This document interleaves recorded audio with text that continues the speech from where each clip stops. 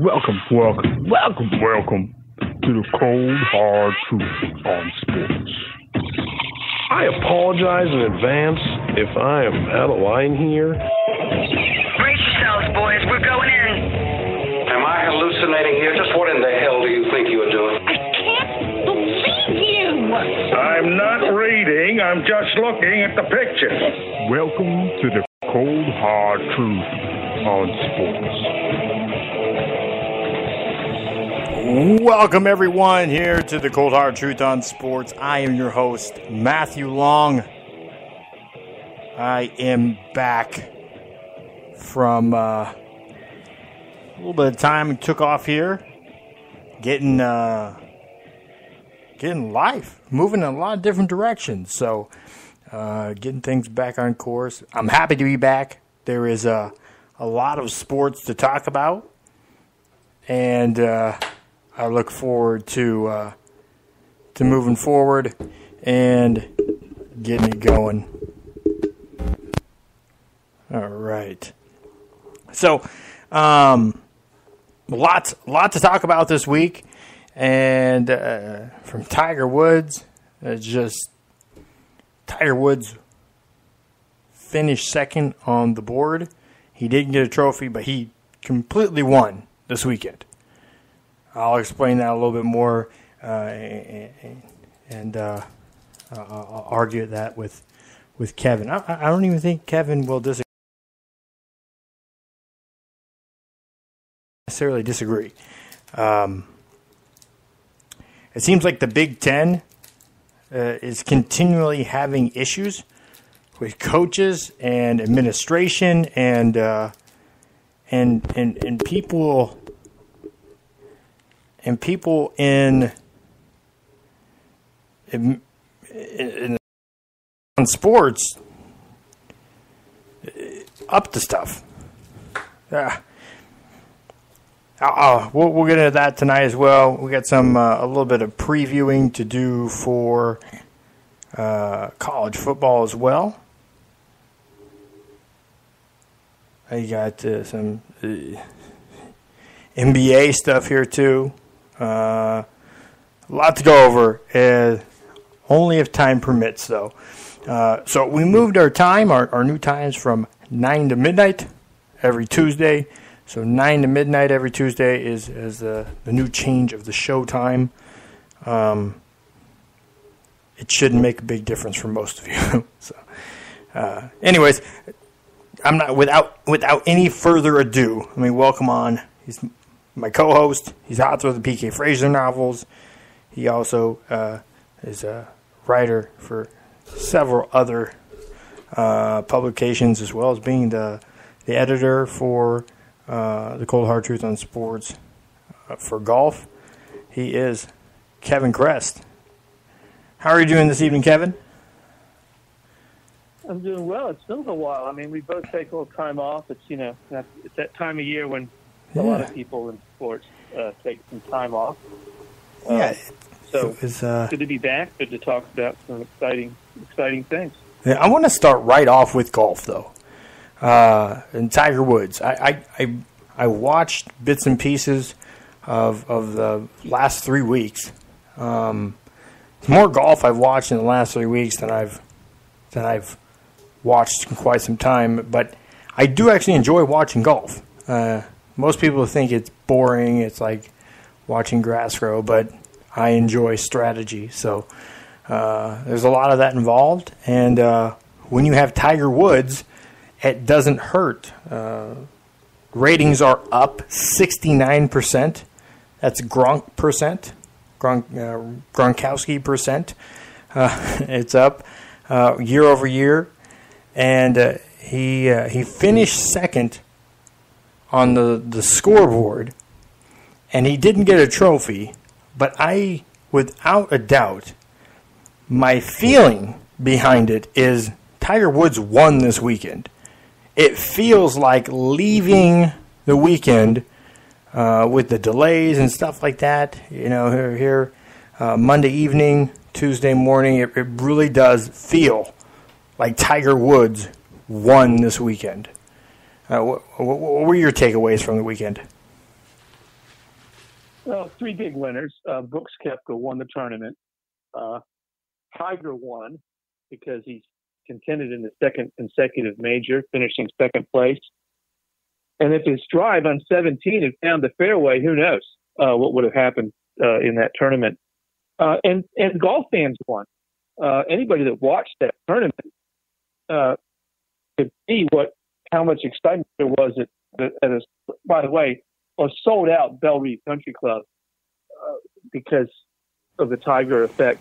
As you mentioned, 70% increase in the ratings year over year for the PGA, 38% increase in the ratings year over year for the British Open. Tiger just he and some of those figures are probably a little bit low because there were probably people watching on their computers and whatnot. Yeah, they haven't really figured out streaming yet. Yeah, they haven't. And that tournament, for instance, Tiger's first round on Thursday was the featured group on PGA.com, and so I watched Tiger. I streamed the first round Thursday morning before the TNT coverage came on, and why TNT? Why they can't just call an audible and put that stuff on TV? Because I mean, what's the big difference between seeing another Law and Order episode or watching Tiger Woods? I mean, it's insane that they limited their coverage to 5 hours or 6 hours on Thursday when you had Tiger and Phil Mickelson were both in the same way, along with Ricky Fowler, by the way, who shot a 65 and nobody saw it. In this day and age of being able to, go pretty much end-to-end coverage, which is what Fox does in the U.S. Open. They go with FS1 half a day and then they move over to Fox. So it boggles my mind that people didn't get to see that first round. Not that Tiger was playing great; he shot an even par 70, but just the fact that you had to stream it to see it. You couldn't DVR it. You couldn't do that. So, but getting back to Tiger, I watched every shot he hit this weekend, or every shot that was shown. I think they showed every shot. He's one of those guys that he's the only guy that they show every shot, and he played great. Well, not exactly, because there towards the end, people were like, people were getting upset. I was at I think it was Cody's or something like that. And there towards the end, people were getting kind of upset because they're showing Brooks and not Tiger. I mean, Brooks is in the lead. These guys win. But it felt like people were like, yeah, we want him to end up hooking this a little bit or missing a fairway or something.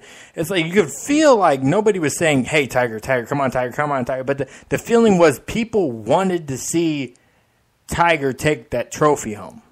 I don't know. It's kind of weird. They weren't saying it, but that's kind of the feel. The people at the golf course did. I mean, the crowds.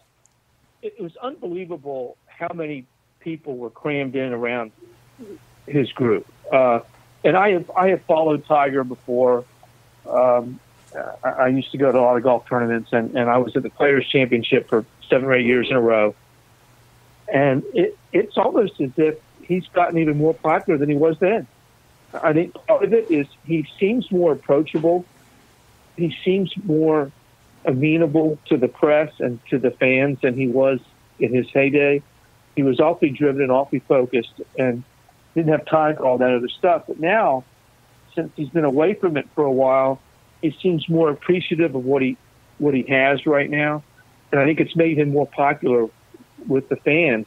And I'll tell you, some of those shots he hit, I mean, he shot 130 on the weekend, by the way, which was a major championship record for cumulative score on the weekend. Wow. He shot 66, 64 on the weekend, 130, 10 under par.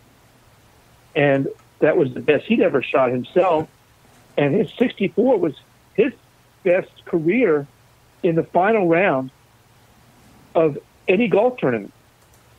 Now, if that doesn't tell you something about the state of Tiger Woods' game right now, it should, because he's playing as well as he did before. Now, there's more guys now that can challenge. I mean, Brooks Koepka played a great tournament. You had Ricky Fowler in the mix for a while. You had Dustin Johnson up there. You had some others. Jordan Spieth sputtered. You had some guys like Bubba Watson totally implode on Friday and missed the cut by a mile. But Tiger, with the exception of that Friday round at the U.S. Open, which was, I can't fault him because a lot of guys had a bad time at Shinnecock because USGA just can't figure out how to put that championship on the last few years. But he's played great. I mean, he's had top six and a tie for second a tie for sixth and a second by himself. By the way, he is now 20th in the FedEx Cup points race and 26th in the world rankings. On January the 10th, before he played in his first tournament this year, okay, he was ranked, I think it was 1,165 or something in that range in the world golf rankings. In 14 events, he's moved to 26th in the world and now 20th in the FedEx Cup points race, which also means he's probably going to make the Tour Championship at East Lake and have another chance to win his third FedEx Cup points championship. Nobody else has won more than one. So it's just amazing, and a lot of it has to do. He's healthy.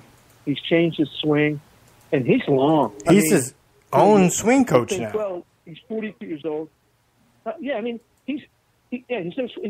doing it himself, and he goes out there, and he played with Justin Thomas and Rory McIlroy. I think they're number 1 and number 3 in driving distance on the PGA Tour. And if you watched him those first 2 days, he was right there with him the entire weekend. Now, he hit a lot more irons off the tees because he was trying to get into position. But the state of his game is incredible. And if it wasn't for a really, really solid round of golf by Brooks Koepka on Sunday, we'd be talking about Tiger Woods' 15th major championship. Brooks Koepka, he reminds me of Dustin Johnson so much. Like, he's, good-looking, young guy. He has this, he can just crank the ball out, but it's just like, even like situational. It just seems like, he reminds me a lot of Dustin Johnson for whatever reason.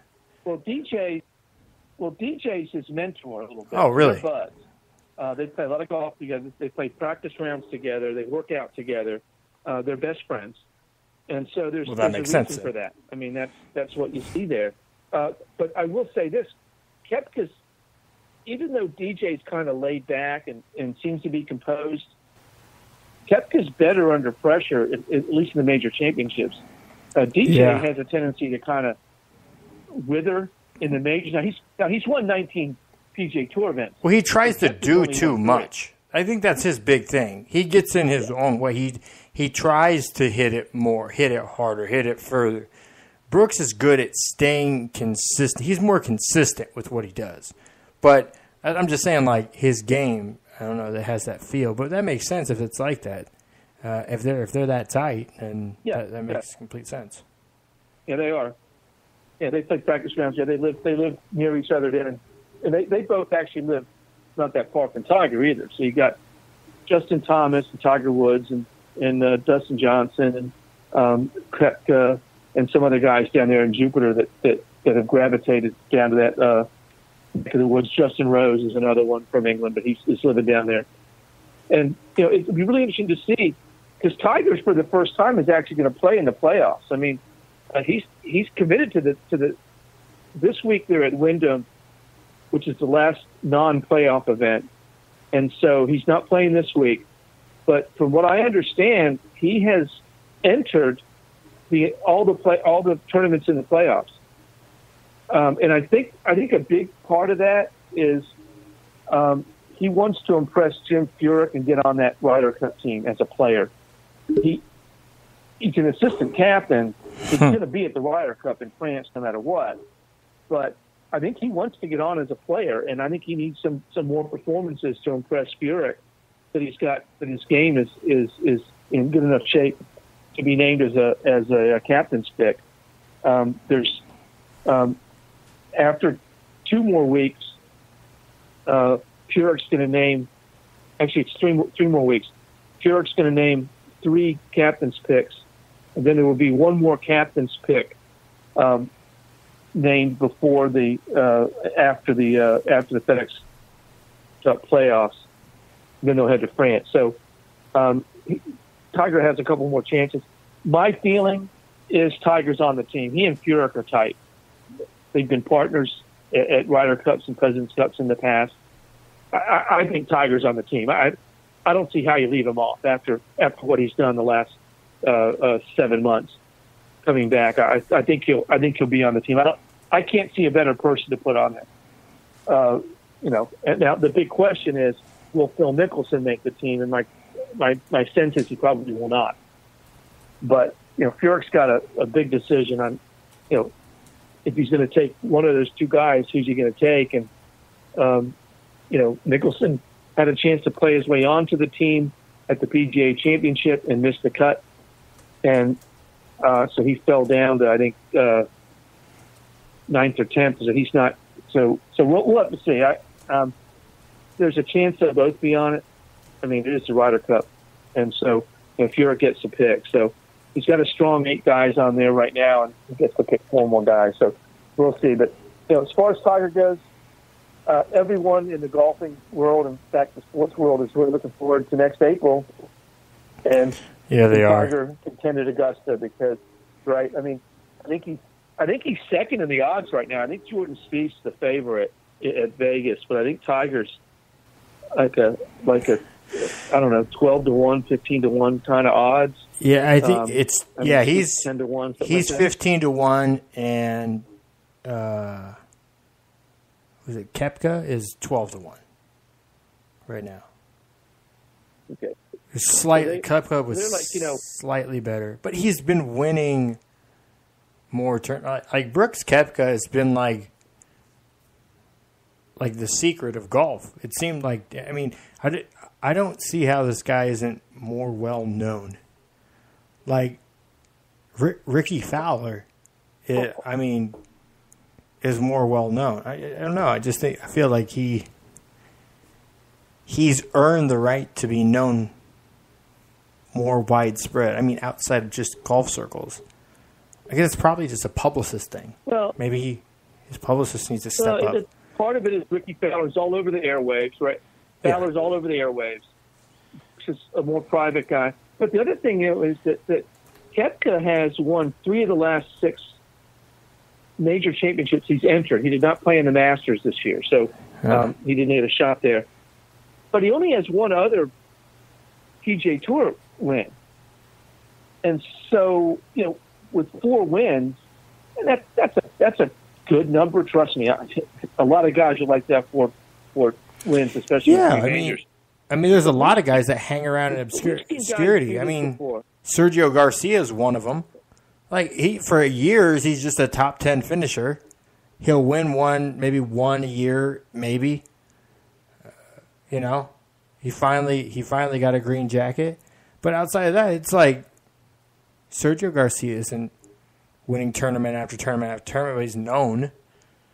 And that's just the thing. I feel like he's kind of been one of those guys that have finished high, but now it's kind of kicked up a notch. I mean, it's not like, he's 28, so I guess, I don't know.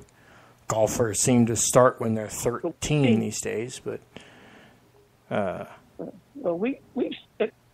Koepka didn't play golf early on. Golf was his 3rd sport. He was a basketball and I think football player. He came to golf a little bit later. But we've seen this before, though. Patrick Harrington in 2000, I think it was 2009, was it? He won 3 out of 4 majors, 3 out of 5 majors. he hasn't done squat since. So we've seen guys with flashes of brilliance before. Rory McIlroy, he won his 4 majors in very short time. It hasn't done anything since. Not a lot of stuff since. Uh-oh. And so, Koepka's an FSU guy. Yeah, he is. The question is how, can he sustain it? I mean, Dustin Johnson, although he only has 1 major, has won a tournament every year for 11 years. Now that's something. He's 19 overall. That's an accomplishment right there. That is a consistent record of success. Guys like Matt Kuchar, who haven't won a lot of tournaments, but the guy's a top 10 machine. I mean, you always see him up on the leaderboard. There's guys like that are consistently out there. So we have to see if it can sustain it. Tiger's run from as we've talked about before, and he won the Masters in '97, and then it was a couple years before he won the PGA because he retoooled his swing. But his run from '99 to 2008 was ridiculous. We talked about it before, and that's the kind of thing can sustain it. He obviously at this point in time, right now, coming off winning 2 out of 3 majors. 3 out of 6. Can he sustain that? I'm going to predict right now, having watched golf my entire life, I've been watching golf since probably 1962 or 63. I'm going to say Koepka doesn't sustain it. Huh. I mean, he'll because here's my reasoning on that. He doesn't contend in that many golf tournaments. I think he's kind of caught lightning in the bottle the last couple months. Obviously, his win at Erin Hills, that golf course, the USGA set that thing up perfectly for him, and he just happened to ride a really hot round on Sunday and that thing going away. But Tiger Woods has only won 14 majors. He's won 79 tournaments. I mean, Jack Nicklaus, won 18 majors and he won 72 tournaments. These are guys that won a lot. Brooks Koepka has won 3 majors and 1 other golf tournament. That to me is not indicative of a run of successful, a long-term success and winning, because he doesn't win enough. Now he may be proved me wrong. He may go out and win the first 2 playoff events. I don't know. We'll see what happens. But just based on my knowledge and my, history and watching and covering, I'm going to say that Koepka, while he'll probably be a good player for a long time, I don't know that he's going to have this kind of, this run of success. Will Tiger win another major? Well, let me ask you this: Wow.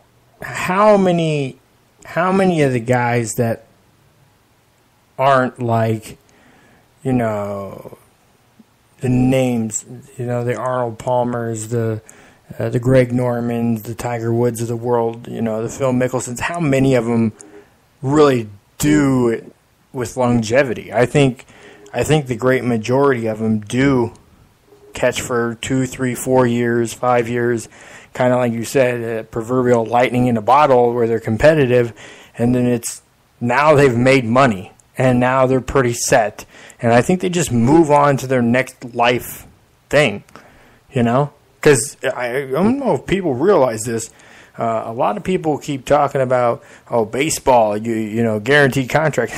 Golf, if you're making cuts, that's really all you got to do. I mean, you can make a very good living just being last in every tournament. I mean, I don't think I'm gonna go. I'll go over and I'll look at if you were on the PGA Tour and you finished last in every tournament, how much you would have made this year. I don't have that number, but You mean making the cut? Yeah, just making the cut. Yeah, make the cut in every tournament. Yeah. You probably, if you played every one, you're not going to play every one, but let's just say by this point in the season you played in 20 tournaments, and you made the cut in every one of them. Okay. And you're not going to finish. If you make the cut in every one of them, you're not going to finish T70 in every event, right? You're going to make more money than that. But I think it's going to get you. I think it's going to get you somewhere in the area of $500,000. That's not great, but I mean it's pretty good. Yeah, and, that's more money than I've ever made. But still, that's assuming if you finish dead. You're the last guy cashing the check. That doesn't usually happen. If you make every cut, you're eventually going to get yourself into a top 15, top 20 situation, and then you start making some. But you talk about longevity. Tiger Woods is now going to be 43 for next golf season, and I believe only 3 guys have won majors older than that. Okay, Jack Nicklaus, Phil Mickelson, and I believe Vijay Singh won one after the age of 43. Now, Tom Watson contended at age 59 in the British Open, missed a 5-footer on the 18th hole that would have won the tournament. He lost in the playoff to Stuart Sink in that event. Greg Norman was competed in the British Open and was on the way up on the leaderboard at age 54. We saw Jack, kind of in that realm at Augusta a couple times when he was in his early 50s. But time, they say that Father Time's undefeated, right? That's the saying. And in golf, they play a little bit longer, and they're getting but time is working against Tiger Woods right now. It works against all of them. Dustin Johnson's already 34 years old. You go, wow. He's had a good run of success, but how many majors can he stack up? I mean, Koepka's got 3, Spieth has 3, McIlroy has 4, Phil has 5, and these are the active players that have multiple majors. Padraig Harrington has 3. He's getting near the end of his, he's in his early 40s now. Tiger has 14, and his last one was a decade ago. I mean, you got to look and see who's going to be winning these things. Is Koepka a major machine? We've never seen that before, right?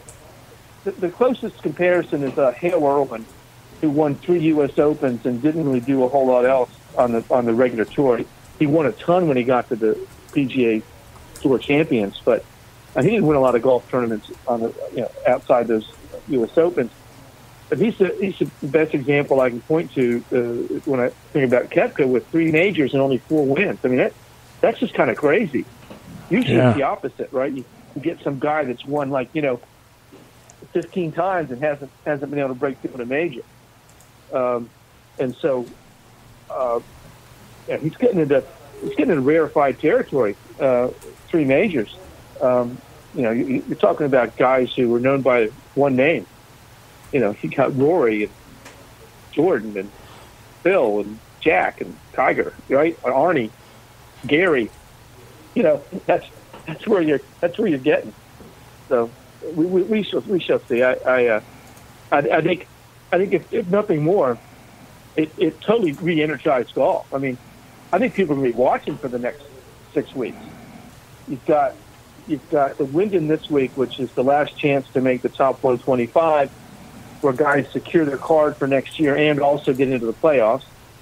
And the playoffs start. And then they end, you got the Ryder Cup. And so the next 6 weeks in golf, 6 or 7 weeks in golf, because I think they take a break in the middle of the playoffs, or they take 1 week off. So the next 7 weekends are just going to be crazy for golf. And next year, by the way, they moved everything back. They will conclude the playoffs on Labor Day weekend. So golf will be over, at least for that season, will conclude before football season starts. And so, even as big a golf fan as I am, and I cover it, I don't watch a lot of golf in the fall because of football. Yeah. And football takes over. Yeah, and the MAC conference, it's on an obscure, ESPN Ocho or something like that. You have to get with a special subscription from Canada or something to watch. So it takes time. And by the way, we'll transition to college football here shortly. By the way, the MAC is horrible this year. Oh, come on. No, hey, by the way, what I tell you about Rush? Have you been watching preseason NFL? I know you don't watch a ton of NFL. I know you usually don't. Well, Rush, the kid from Central Michigan. I told you, the kid from Central Michigan. He's legit. He's the backup right now in Dallas. Nathan Peterman from 2 years ago. He's a starter in Buffalo. I'm telling you, like there's a whole barrage of new cats coming into the league, and I think they're gonna be pretty good. I'm gonna save that for later on in the show. I know, but we'll get into college football here in a minute too. So we're about at that hour mark, anyways. But just to close out on the golf, professional golf's in a very, very good state. With Tiger coming back, but even before that, it was in a good state because these young stars, we've named a bunch of them, Jordan Spieth and Ricky Fowler and Brooks Koepka. And DJ's not young, but he's in that. He's a star. And I can name a bunch of others, Xander Schauffele and Kevin Kisner and Billy Horschel, and you name all these guys. They are such great guys, and they are so appealing to the public and to the young people that golf is in a great state. People are going out to the tournaments. They are watching it. They're paying attention. They're buying, the endorsements. The problem is it's not translating to regular people playing golf. The golf industry as a whole is way down. The golf course industry and the golfing industry is down. People aren't going out and playing golf. It's taking too long to play. It's expensive, and so the USGA has a challenge, and the PGA of America as well. To get people on the golf course, because when Arnold Palmer was famous in the late '50s, early '60s, people would watch Arnold Palmer play, and then they would go out and play. That's how my dad started playing, and that's how he got me started to play. And when Tiger came along in the mid '90s, people started going out and playing golf. The millennials aren't playing golf. They're not going out, so it's not translating over to the actual golf industry. Golf ball sales, rounds of golf at courses, golf clubs, all those kinds of things. I was thinking, I do have a theory on that. We'll talk about that another week though. But I have a theory on that as why some of this stuff isn't translating, and I think it could, but. It's multi-dimensional. It'll probably take up at least 30 minutes. So, we'll talk about that another time. And of course, if people check out Cold Truth on Sports, the golf section on the website, I wrote a piece on this because I had a chance to interview Jack Nicklaus, Gary Player, and Annika Sorenstam on this exact subject, and I wrote a piece on it. Remember that piece I wrote? Yeah. A couple months ago. So. And so I reiterate in there what those three giants of golf, arguably the best women's player of all time and the best men's player of all time, and one of the very top men, Gary Player, had to say about this. So they can go read about that, and we can discuss it another time because I think it's worthy of some conversation, and to see what can be done there. So, but I'm excited. I'm excited that Tiger's back. He was great, and I agree with you totally. We had a lot of winners on the weekend at the PGA Championship, and not the least of which was Koepka, but I think I think for the first time in Tiger's career, I think a second place finish was something he could be happy about. Yeah. Just the way he did it. And you know what? Koepka was very Tiger-esque at the end there. Because you know how Tiger has in the past, he's just like ran away with the lead and then just held people off with consistent play. That's kind of basically what he did. No question. He did exactly what he did. He did just what he had to do to win it. That's why Tiger has never had a 64 or 63 in the final round of a major, because he never had to, right? He blew everybody away on Friday and Saturday, and then went into Sunday with a lead and just hit just took it easy, played it safe, and made sure nobody could catch it. And so that's exactly what Brooks did. So listen, I'm really happy for Brooks Koepka. I think he's a great guy, and anybody with that kind of success, I'm not going to, heck, I'd love to have a little bit of that success, wouldn't you, Matthew? I mean, just a piece of it. Yeah. I mean, 3 majors now, 28 years old. And within congratulations to him. Basically within like 2 years, right?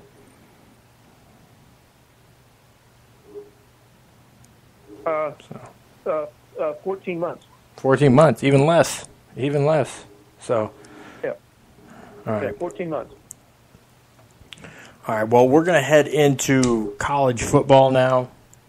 Talk a little bit about college football. A lot of bit about college football. Probably end this hour or so on college football. We will get into some previews here in a little bit, but the first thing at the front of mind, it seems to be over the last, let's say, the 14 months. We'll go with that number. The Big Ten, with coaches and administration, seem to be struggling with immoral and ethical wrongdoings. And the two latest have been the University of Maryland and Ohio State. Now, the coaches for these two programs were both placed on administrative leave. Different situations.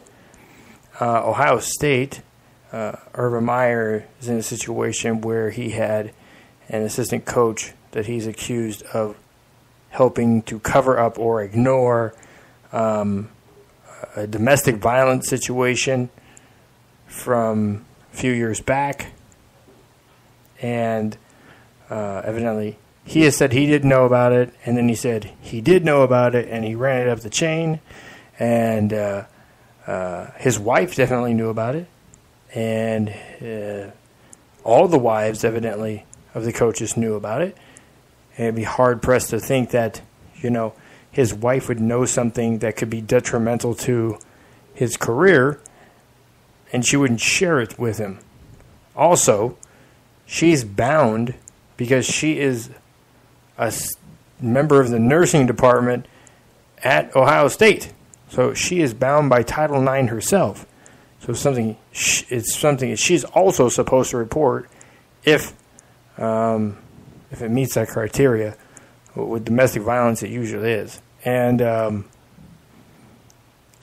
now it's in a situation. Now, some have said that they pretty much think he's out. I've had talks with some people that are intimate with it, and my sources have said that he's not necessarily out. And they're trying to work with finding ways around the situation.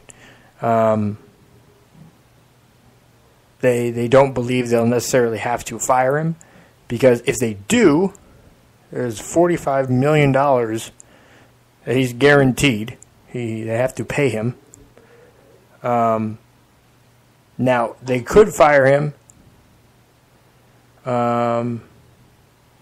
effective immediately without any sort of because usually there's like a process they go through because of his new contract. The wording in it is he has to disclose things like this because of the Title IX investigations of the past couple years.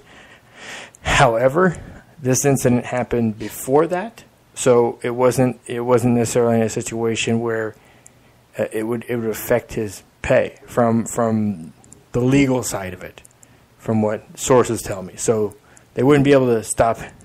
They'd still own money.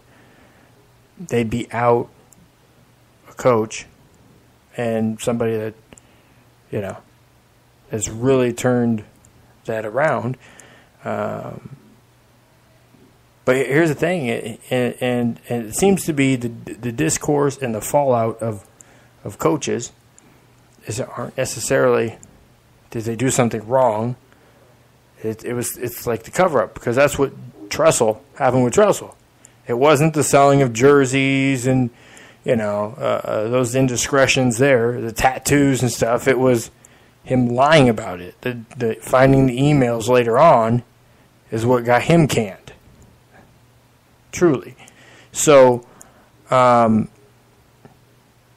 there's a paper trail, and if there's some way, from what I understand, if there's some paper trail or some way that he can prove that he did share this information and the understanding was it was resolved, then he could be off the hook and he could be back in coaching football. Will that happen in the next couple of weeks, by beginning of September when football starts? I don't think that's likely, but obviously they would want to do that. Well, their self-imposed deadline is this coming Friday. Yeah. They said they were going to look into it for 14 days. So their self-imposed deadline at Ohio State is Friday. By Friday, to have this investigation complete and a determination made. That's what they said. I'm not ordering them to that, but that's what they said. The other thing I think that people haven't really talked about much is, this kid, Zach Smith, was on Urban Meyer's staff at Florida in 2009. And that's when all of this first came to light. And Urban Meyer says he did at that time report what he had heard up the chain at Florida.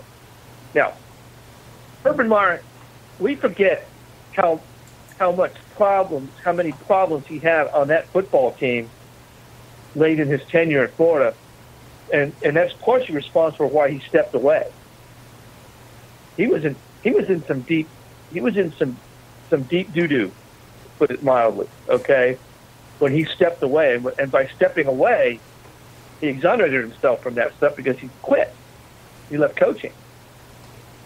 And so all of a sudden he comes to Ohio State, and he brings this kid with him to Ohio State after he already knew he was a domestic abuse issue.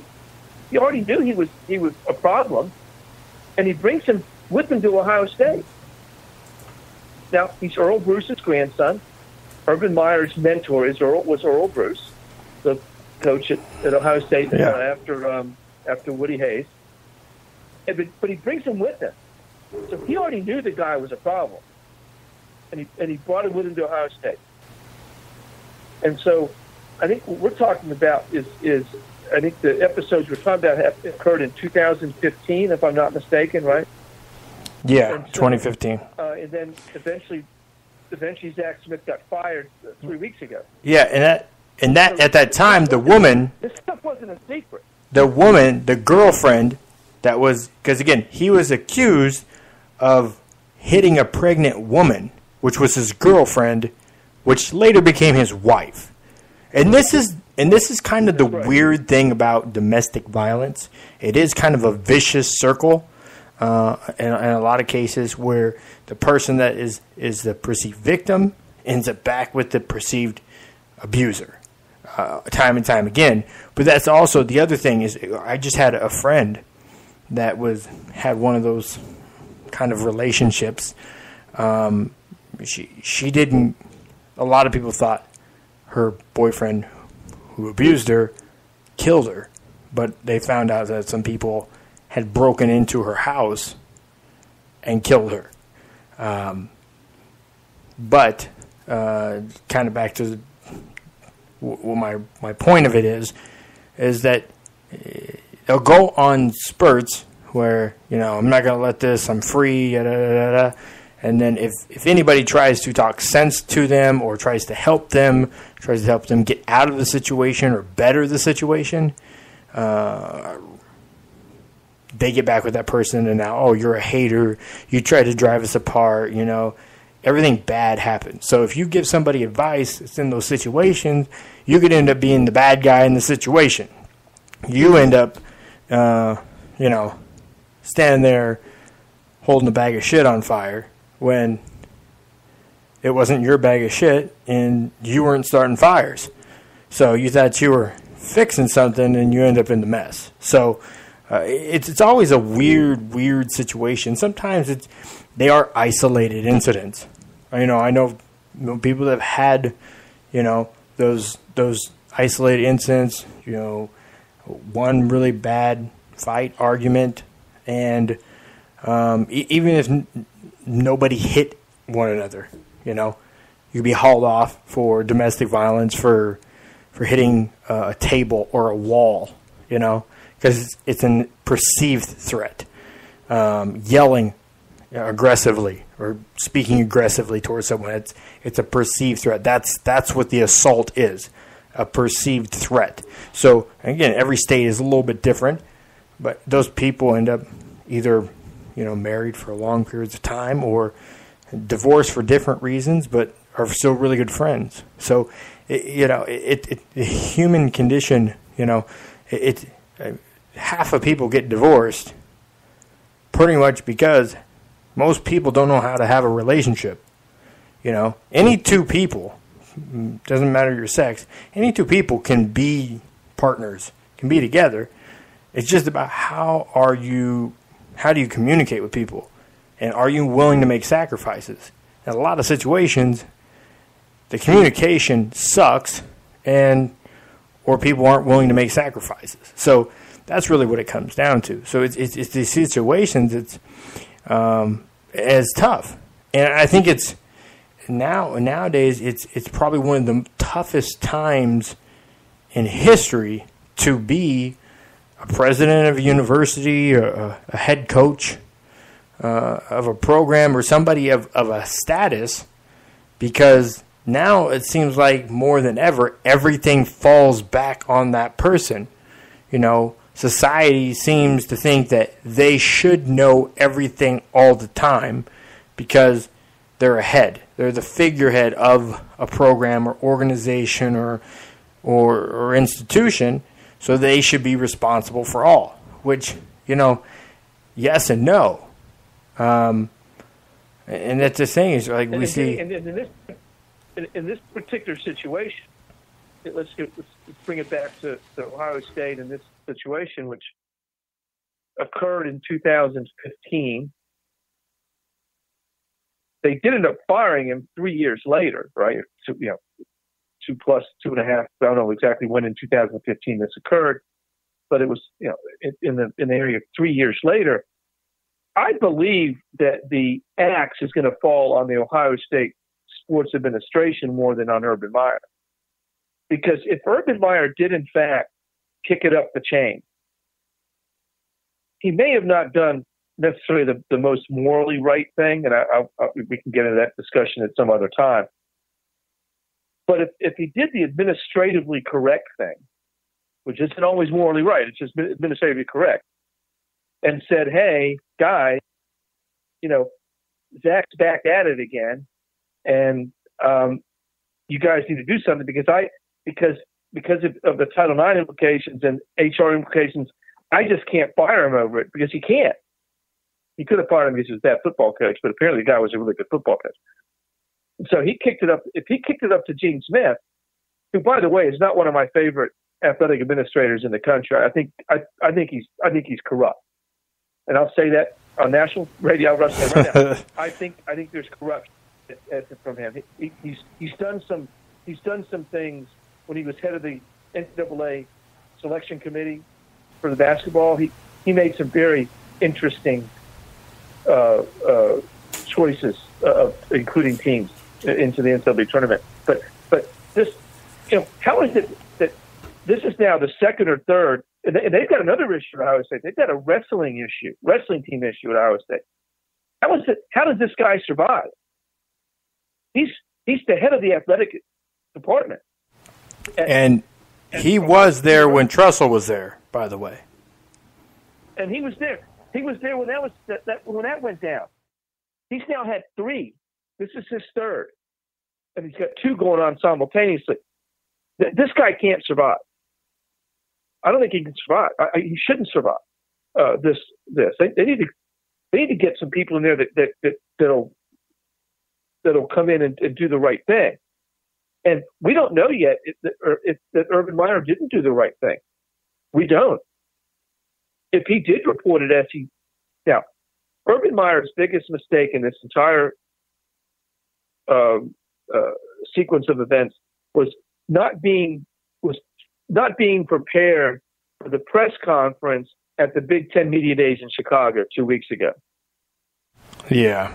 When he appeared to be blindsided by a question, Urban Meyer and Nick Saban and top football coaches, they are prepared for everything, right? These guys are known for their preparation. They're known for dotting every I and crossing every T. And the firing of Zach Smith occurred about 36 hours prior to this press conference at the Big Ten Media Days. And you expect me to believe Urban Meyer when he said, well, I wasn't prepared. I'm not prepared to talk about that. That's just a bunch of BS. So lying to the media, as far as I'm concerned, as far as I understand, it's not an NCAA offense, and it's probably not a fireable offense because probably all the coaches at some point don't represent themselves exactly truthfully to the media, except for guys like Dabo Swinney, who is just a really nice guy, okay? But that was his big mistake. Then they had to walk that back, a few days later and say, oh, no, I did the right thing. I told them, he kind of threw the administration under the bus, and that's the last we've heard. Everything's been silent since because they got this committee and they're working on this. But again, the administration he threw under the bus was the University of Florida. It wasn't Ohio State. It was the University of Florida. Truly. Well, he threw them both under the bus at different times, right? Because he came back out with a statement. His last statement we've heard from him is, "Oh yeah, no. I kicked this upstairs. I kicked this upstairs. I did the right thing. I kicked this upstairs. What they did with it, I'm not privy to because I kicked it upstairs." Now, the guy's on his staff. He's the grandson of his mentor. He's probably a friend. This doesn't. None of this compute. Is it the old Lost in Space? This does not compute thing. It doesn't compute. Somebody's not telling the truth here in a big way. And what's lost in all of this is poor Courtney Smith is getting kicked around. And we're talking about, can Urban Meyer save his job? Who cares? Take care of the woman. Take care of this young woman. If Urban Meyer loses his job, to be honest with you, I don't care. Because if he's known this for 9 years, and he brought this guy onto his staff, knowing full well the touch point this is in our society today, in sports, all these guys in the NFL with domestic abuse, all this stuff, and this guy's supposed to be a smart football coach and a savvy guy, and he has this guy on his staff, and if it came to light again in 2015, and he kicks it upstairs, he should have fired the kid right then and said, "Hey, I can't afford you. I can't afford this. I love you like a son. You're the grandson of my mentor. I got that, but you got to get out of here because you're going to cost me my job." And guess what? He may have. We don't know yet. We just don't know. But wow, Urban Meyer had some errors in judgment along the way here, and we all have errors in judgment. The thing is, I don't get paid $5 million a year and don't make statements on national press conferences where I lie. Because Urban Meyer either was lying at the Big Ten days or was lying 3 days later because his statements were contradictory. He couldn't be telling the truth both times. I mean, so he lied. We know he lied. It's just who he's lied to and what he lied about, whether he lied the first time or the second time. And that, to me, is I don't really care if Urban Meyer loses his job. If a guy like that can't get his act together and coddles a known domestic violence person, that's his own. That's his problem. That's for him to deal with. And he knew the ramifications of keeping this guy on his staff. He had to. The risk of keeping this guy on his staff. Yeah, without a doubt, he has the. I mean, this is okay. If he's close with them, he understands how the guy's character is. If it's an issue, he cleaned up after him in 2015. I don't think there's an issue him bringing back on the staff, unless he's like, listen, you have to take care of whatever that is. If there's anything that moves forward from that, it's all on you. And I wonder, because from what my sources have that's kind of seems like the direction that they're trying to take it. It's not that, it is a soft subject in society, and there is a bigger picture of involvement that, in the sports media we're not really talking about, because, again, the victim in this case is not an athlete or a member of a staff, or she, other than being the wife of a coach, she's really not connected to sports at all, from what anybody knows. So obviously, first and foremost is her safety, is making sure that if there's a crimes committed against her, that she sees justice. And again, is this situation? Again, if it could cost Urban his job, and I think we both kind of feel the same way. If Urban loses his job, I will sleep just fine. It'll actually give us more to talk about. So, who does Ohio State hire? That guy, right? Yeah. Yeah, exactly. And of course, I feel like if this is an independent, quote unquote, independent investigation, somebody's really looking at it objectively, I don't see how Dean Smith keeps his job as athletic director. No, I agree with that. This is a big black eye, right? I mean, I don't see how that happens, because if Urban Meyer loses his job, that means something was going on, and Gene Smith should have known about it. So, how do you fire Urban Meyer without taking the same action against the athletic director? I'm just saying. Yeah. In fact, I think there's more likelihood that Gene Smith loses his job than Urban Meyer does. I think there's a good likelihood that they both do, but I believe that it's more likely that Gene Smith loses his job than Urban Meyer, if what Urban Meyer said in his second statement was the truth and not the first statement. Because, listen, they ended up firing the kid. They ended up firing the guy. So something was wrong. So they can't back it all the way back to, oh, well, no, we investigated, there was nothing happened. No, they fired the guy. And it wasn't because he was a bad coach. So, they've got a lot of tap dancing to do. We should send them all pairs of tap shoes, so they can get up on the stage and tap dance around the real issue here, which is they totally ignored the pleas of a young woman who was getting the crap beat out of her. Yeah. I mean, let's put it bluntly. And no young woman should ever get the crap beat out of her or anybody. And no man should ever beat the crap out of anybody, period. And so, I want to put Zach Smith on trial here. Basically, I want him to be say, hey, he's a bad dude. This is a guy that did bad things. And then, so I want this once again to be a platform for getting some of this stuff to light. And if a bunch of rich dudes lose their jobs because they mishandled it, that's probably a good thing. Maybe they'll learn from it, and maybe everybody else that is coddling this stuff, and it's all about follow the money, that they're making so much money that they can't afford to be moral people, they can't afford to be good people, then fine. Because it appears to me, we know that Urban Meyer lied at least once in the last 3 weeks, and maybe twice. Does he deserve to make $5 million a year as a football coach with 95 young men under his domain? Maybe not. Maybe he's not the right guy to be doing that. So anyway, that's a different take on it. But obviously his credibility is in question. And will he skate? Might he skate because he's a really good football coach? Yeah, not the first time it's happened, and it might happen again. But listen, it's a different environment, dude. We've seen over the last 6 or 8 months, high-profile entertainment people get taken down.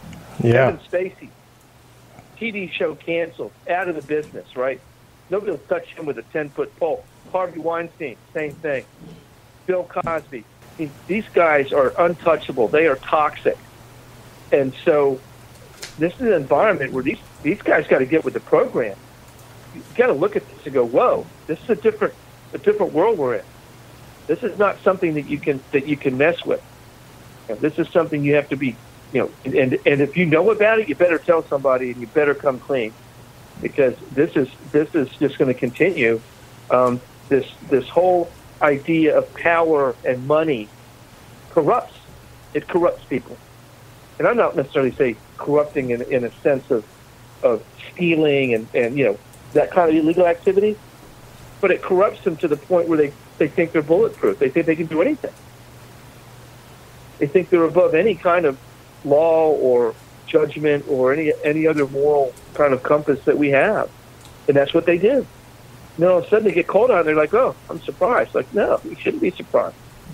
And Urban Meyer's in this quagmire right now because he coddled somebody he knew for 10 years. He's known since 2009 the kid was a problem. And I understand that maybe in his mind his motives were genuine in the sense that, oh, maybe we can help him through this, and if we fire him, then he'll be worse, and blah, blah, blah, blah. That's fine. But apparently it didn't work. And that's the risk you take. Because in 2015, there was another incident, and that's the big mystery about this. What happened in 2015? And I don't know if they're going to get to the bottom of it in the next 3 days or not. They said they were going to give themselves 2 weeks. We're on day 11. And we'll see what happens. I've been watching some of the shows. I mean, the guys closest to it in Columbus, the beat writers and some of that. It's all over the board, right? In terms of where this could go. If I'm the president of Ohio State, I'll tell you my safest action is to clean house. Even if they do have a number 3 ranked football team. But in the University of Arkansas, Jeff Long is athletic director in 2012, 13, found himself in the exact same situation, fired Bobby Petrino. And the program hasn't been the same since. But that was the right thing to do. We'll see if Ohio State University does the right thing, or tries to sell us on the fact that they did the correct thing based on all this information. We'll see. Yeah, it's Maryland's got a whole different kettle of fish there. That one, to me, is more clear cut because that one is affecting all of the student athletes, all of the players. Let me. That's an easy decision. Fire the guy. Just fire him. Yeah, in that situation, I mean, you can fire him. Just to bring people in on that one, the Maryland situation is very much different, where we actually have a situation where a kid died. Okay? One of his players died under his tenure, and now people are coming out, staff members, players, current players, former players, and just talking about an environment where it's ruled by fear and intimidation. And the school came out today, and they admitted responsibility in the death of this 19-year-old kid, and that they should have put him in an ice bath. They should have tended to him sooner. They should have given him treatment sooner. They should have taken him to the hospital sooner. He ends up dying basically of heat exhaustion is what happened. Heat stroke, which is way worse than heat stroke. Is way worse. Heat exhaustion, yes, heat stroke. But what's happened here too is, in light of this death. And now listen, we've had kids pass away on the football field and there's no fault of the coaching staff, whatever they've had, whatever. But what's now coming to light is that there was also an entire environment of intimidation and hazing, and of these young men. And it's not, by the way, it's not just the football team. My sister's niece played, I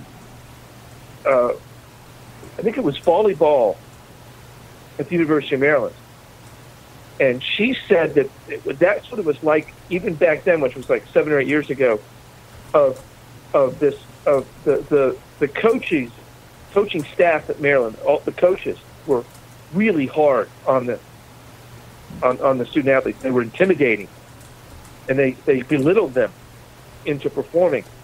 And so that, to me, is a toxic environment, which is way worse than what's going on at Ohio State, because at Ohio State you're talking about what's occurring to one woman, right? And I'm not saying that what Courtney Smith went through is better or worse than what all these other people are going through. Yeah. But from an order of magnitude of the effect of it is that at Maryland it's affecting hundreds of athletes, hundreds of kids. Kids, not adults. Courtney Smith is an adult. And you could maintain that she had ability. She had restraining orders and she did some things. But these kids don't have quite as much, freedom to resist this. They're under scholarship. They're trying to get to school. And so, Maryland, I think, is cut and dry. I think at Maryland, you just fire the entire football staff and whatever our coaches are, you just fire them and start over. Listen, it's not like Maryland's competing for national championships at any level at the moment. They're not Ohio State. Ohio State, not close. They've got a number 4 ranked football team, right? And so there's some E. Not that that should make a big difference, but it does. But in Maryland, they suck at almost everything. So just and why they suck? Probably because of this environment. Who can operate in that environment at optimal athletic level or even academic level? You can't. You're just not for a long period of time. And so, as far as I'm concerned, the Maryland thing is number one, it's tougher because it's so much more, it's so troubling to me. But it's easier on one, and the other aspect is that I think the solution's pretty easy. Clean house and clean it really quickly. That's the thing is, like, they're kind of just going through a process of got to see where this is going. Firing and hiring coaches. I mean, it's not like this coach has really been there very long. Was his 3rd year or something like that? No. Second maybe? Durkin? Yeah, second or third year. He coached Peppers he was defense coordinator at Michigan when Peppers was second year or something like that. So yeah, I think he's okay. This might be starting his 3rd year. This might be his 3rd season, but it could be a second or third. Yeah. He's not. You're not talking about getting rid of back in the day. You're not talking about getting rid of a Lefty Griselle in the basketball program, right? I mean, You're not talking about getting rid of a 30-year guy. No. This to me is the situation's very complicated, but I think the solution's fairly easy. I mean, their trainer's already left. He resigned today, and with the coach saying, "Look, we were responsible for this."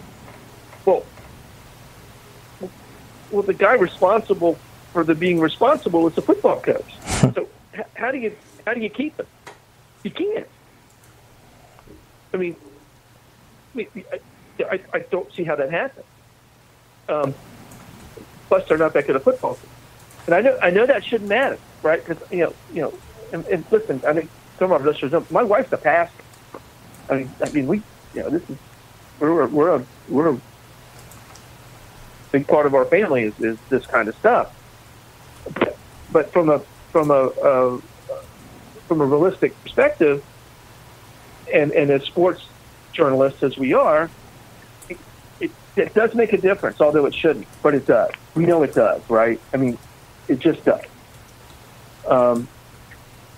But I think at Maryland they need to just and I have to give the president of Maryland a lot of respect for going out there and taking the slings and arrows. Yeah. That was put your big boy pants on and address this. So so to me, that was a very literally, and just paraphrasing here, that he said the University of Maryland accepts responsibility. We didn't do things right. We didn't do certain things fast enough. We didn't do some things at all. We didn't follow our protocol, our ethic, our morals. We failed this kid, and he died as a result. There's no cover-up. Yeah. Right? So there's no cover-up. And we all know, even going back to Watergate, right? Yeah. It wasn't the initial action. Mm-hmm. It's the cover-up. Yeah. And so you look at Ohio State.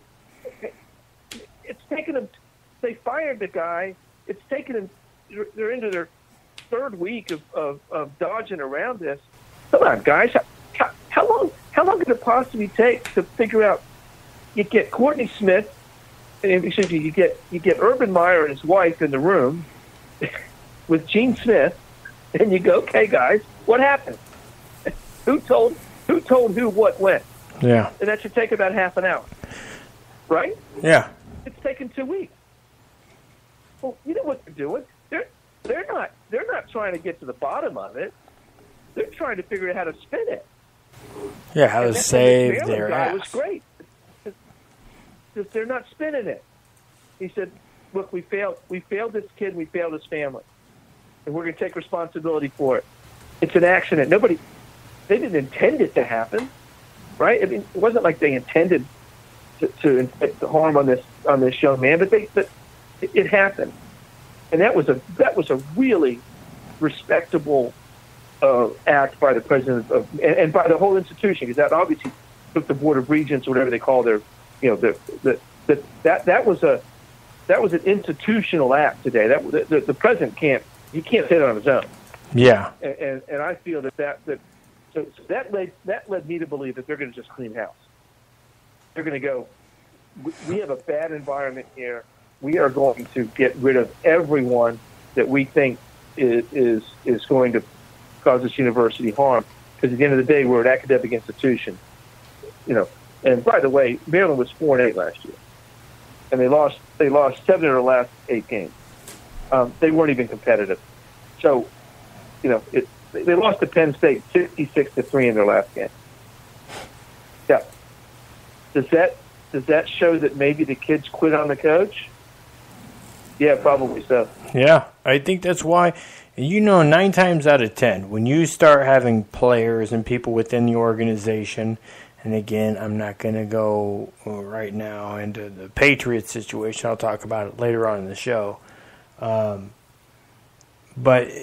it truly is when things start to fall apart and the coach has lost the players, he's lost the respect, he's lost, as the media likes to use the term, he's lost the locker room. Like, okay, I don't like how much they use that terminology, but he doesn't have the respect and dignity of the players.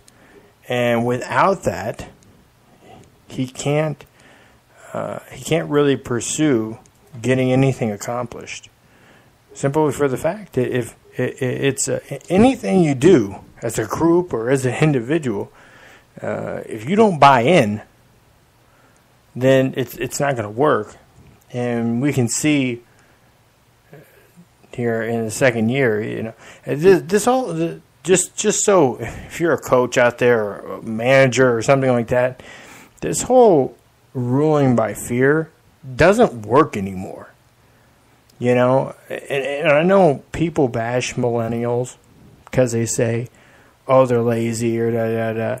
Well, it's not just that, Where you tell a millennial to do something and they're always questioning authority and they don't want to do stuff. They only want to do certain things. Well, also, we have to understand that millennials are our kids are more educated and they're learning things earlier and earlier than we ever did.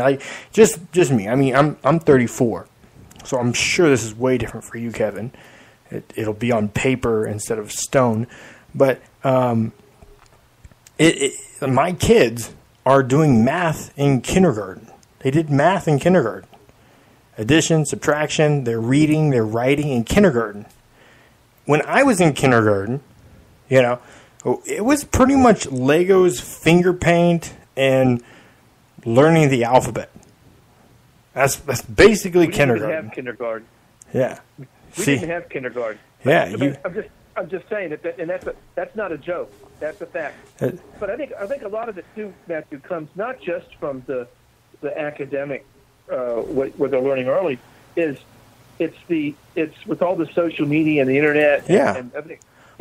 It's the awareness of stuff that comes earlier. So these kids, and I've got kids ranging in age from 17 to 27. Okay, so I managed almost an entire department of millennials when I was an IT director. So the way to deal these days is it's not you don't get the respect by just having the title. Yeah. You have to explain why. Exactly. And that's what I was kind of hitting home on. To do this. And it's not a problem of doing it. It's they want to understand that why, and there's a causation for it because they don't want to waste their time just doing some drivel nonsense, Because also this football coach. This millennials are in more debt than any other generation before. I mean, look at the price that people are paying for tuition, which is uberly inflated. But think about the kids that get a degree and they're working in the IT department. They obviously weren't making what you were making, and also they have more student debt than you do. So it's like, I kind of spend all this money on the education. I really want to know why you want me to do this. One, because I want to make sure it's something that we should be doing. And two, I want to make sure I'm doing it the right way. Help me learn how to fish instead of just fishing for me. But if I'm a baseball coach, right, back in the day you would say, okay, swing this way. Hit the ball the left side. Now you've got to say, okay, look, because you're getting the internet, and they're going to look and see if you're wrong or not.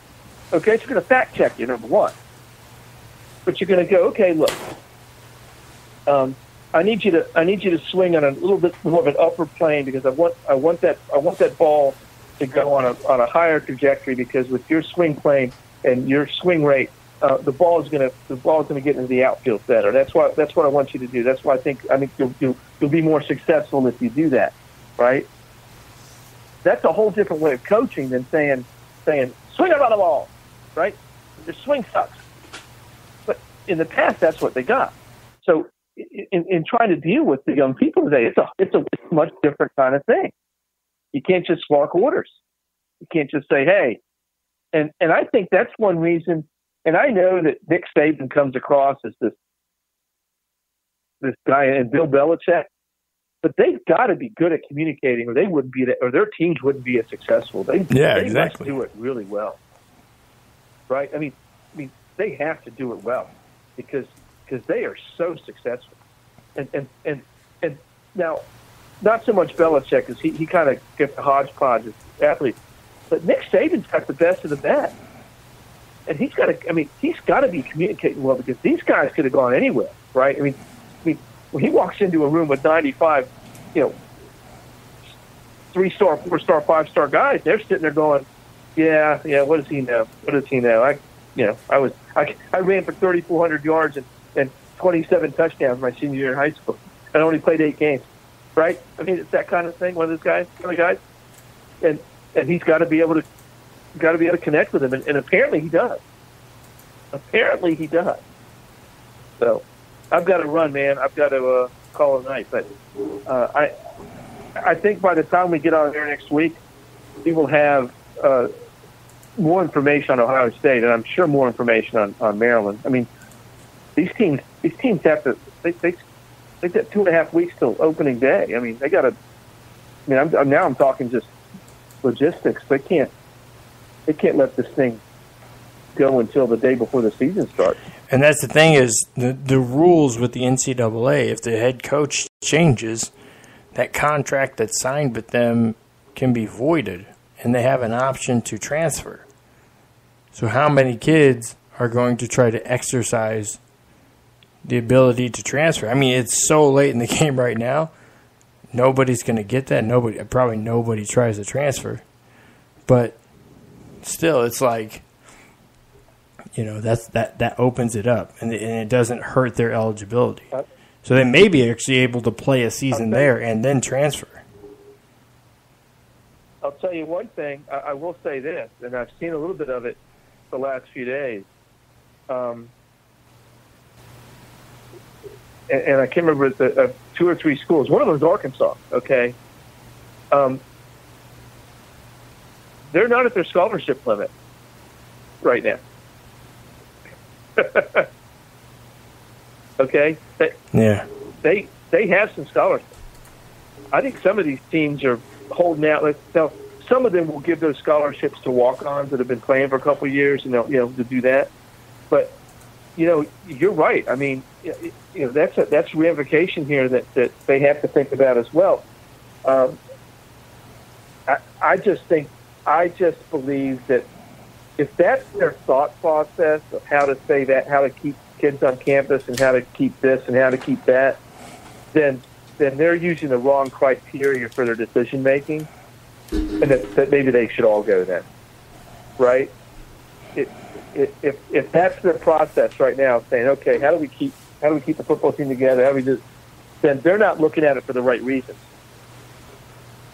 They're just in it for self-preservation, as opposed to what the President of Maryland did, which was, we take full responsibility for this, and we will deal with ramifications. We're going to be clean. We're going to be transparent.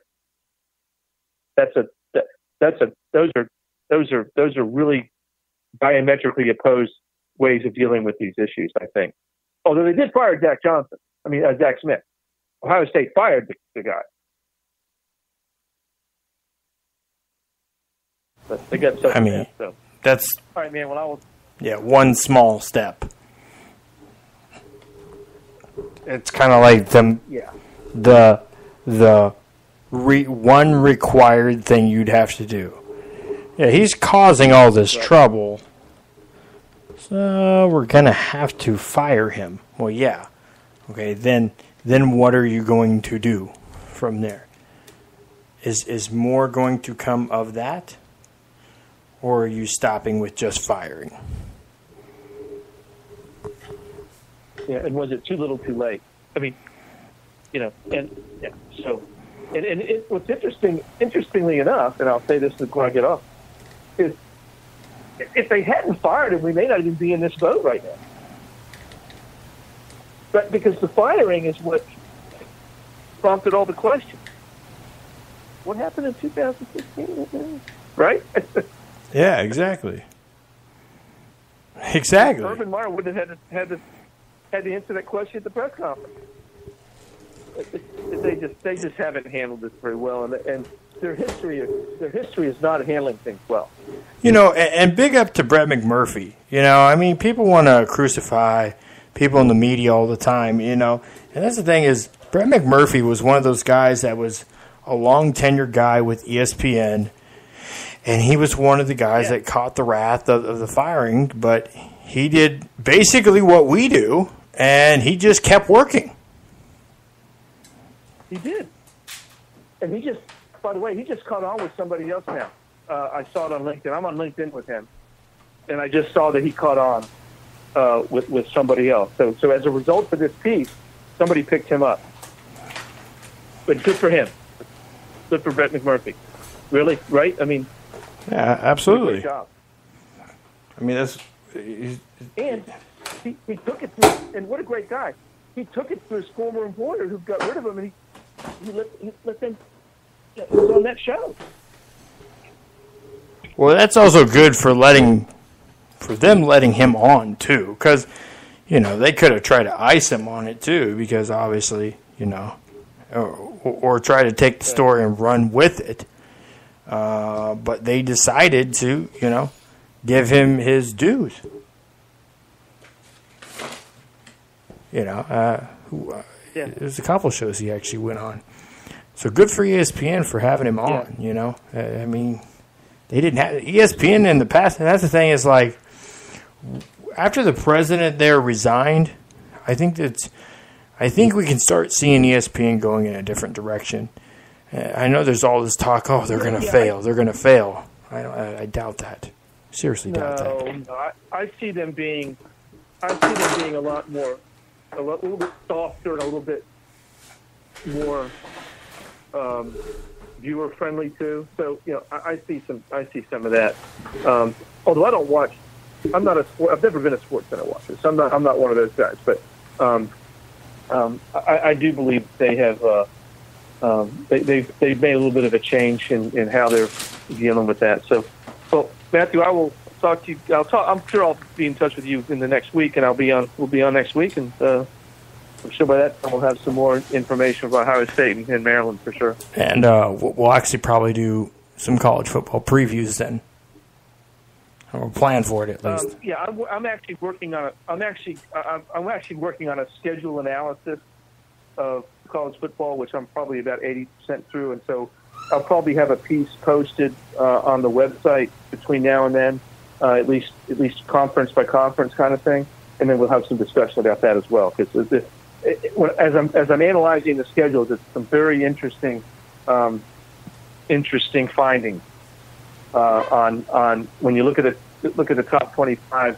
You look at the predictions, how they really can't come true because of the way the schedules work out. So I'll leave that as a little bit teaser for next week.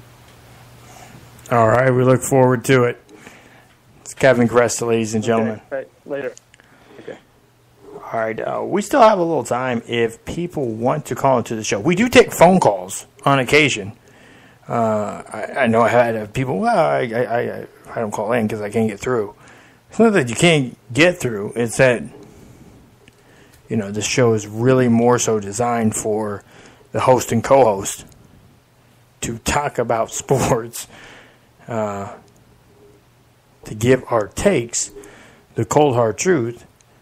However, we definitely do take phone calls. And on a rare, I guess it's a rare occasion. It's not something every week we take phone calls. But we do.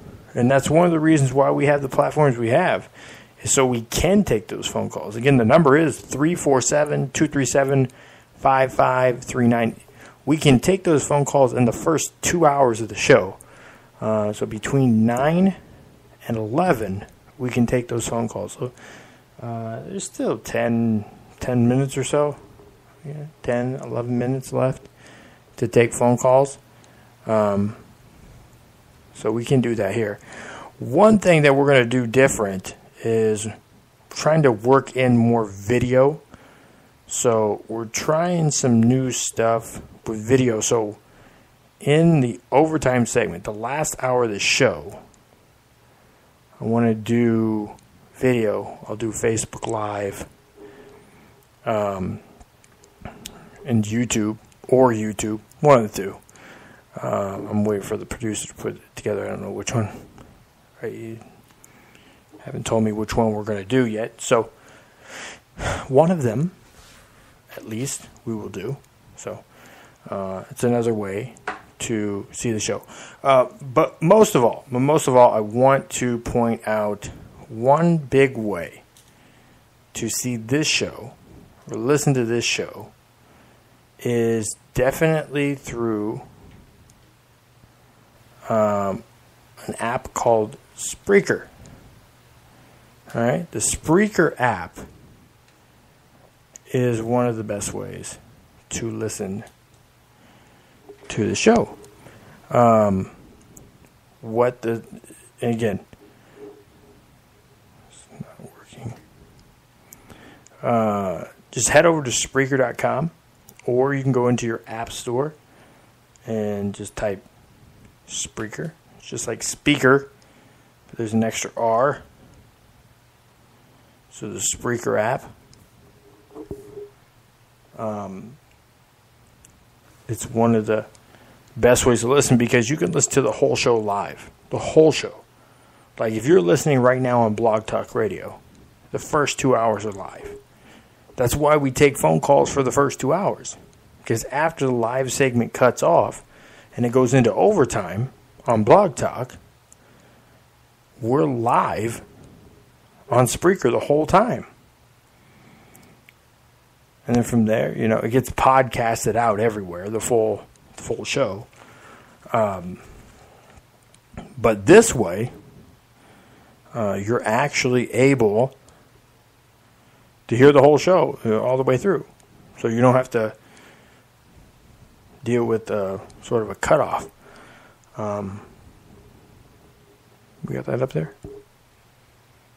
All right. So we'll work on that. So here in 10 minutes or so, 8 minutes or so, when we go into overtime, we'll also go live on social media.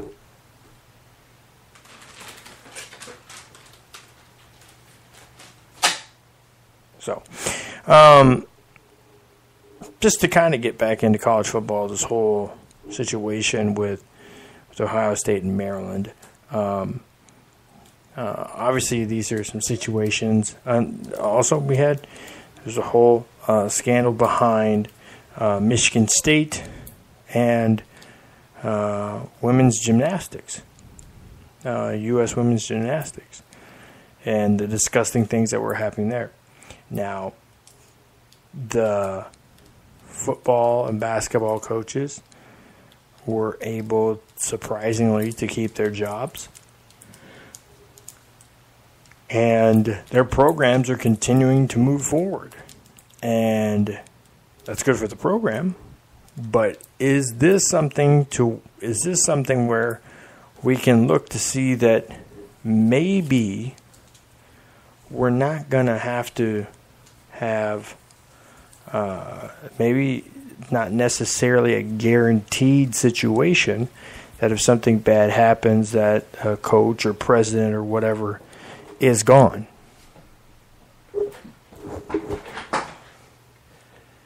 Why is this chair? Did you mess with my chair? I don't know. I feel like it's been low this entire time. Yeah, I feel like literally. So I'm sitting here in my chair.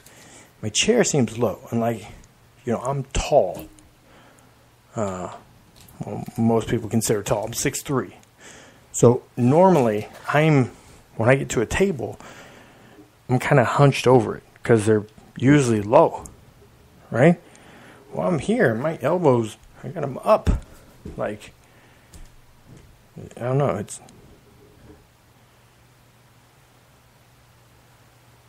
think you guys are jacking with my chair. Oh, anyways. So,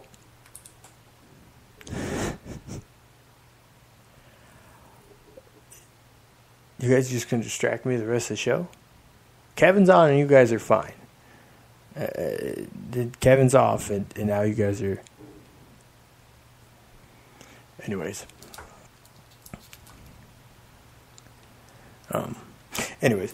These situations are likely to be cleared up here before too long.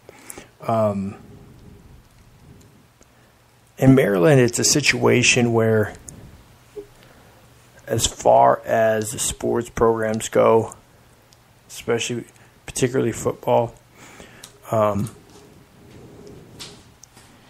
he's gone. In my opinion, he's going to be gone. Not just because a kid died. I mean, there's been lots of situations where kids have died playing the game, usually from heat stroke or heat exhaustion or things of that nature. But mostly because of the environment that he has created there that has led to immoral, unethical, and dangerous situations for his staff and for players. And it has resulted in the death of a student athlete. And that more so is a big reason why he just needs to be gone. He just needs to be gone.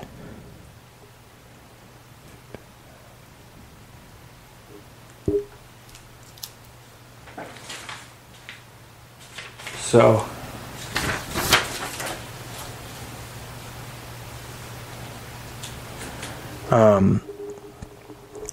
with Urban Meyer, I want to touch back on that again. The Urban Meyer situation, it's not as cut and dry. He clearly knew about a situation.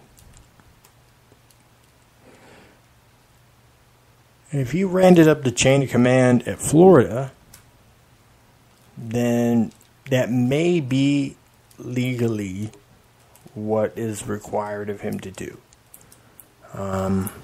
Contracts are tricky. So in many situations where if you just fire someone based on performance or suspicion of something, the institution could still be on the hook for paying somebody that has done something bad. And allowing the administration and the athletic department to investigate it, to confirm allegations, and make a decision based on conduct rather than just performance.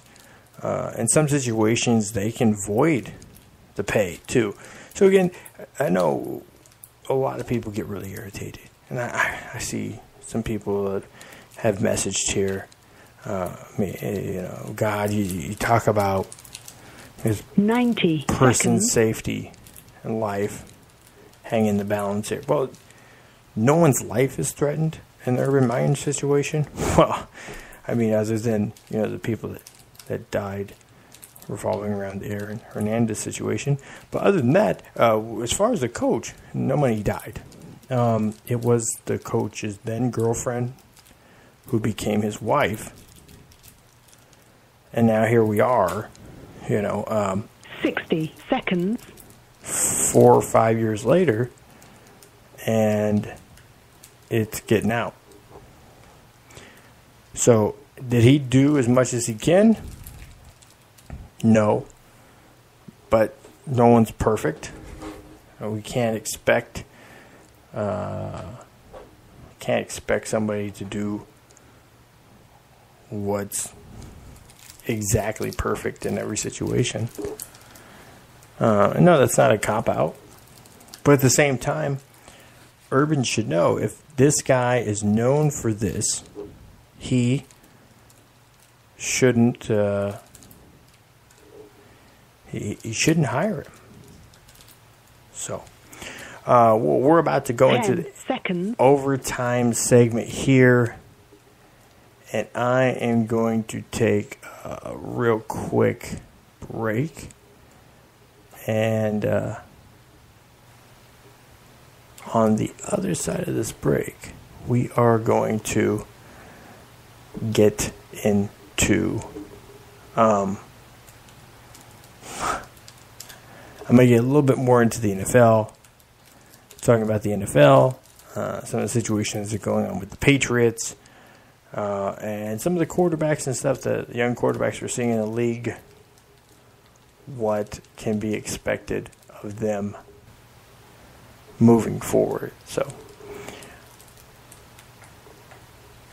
all right, no, I don't want to take that call. No. Yeah, I'm not doing any more calls. That's it. No, because we're about to go into a break and the overtime segment. Yeah. I don't know why.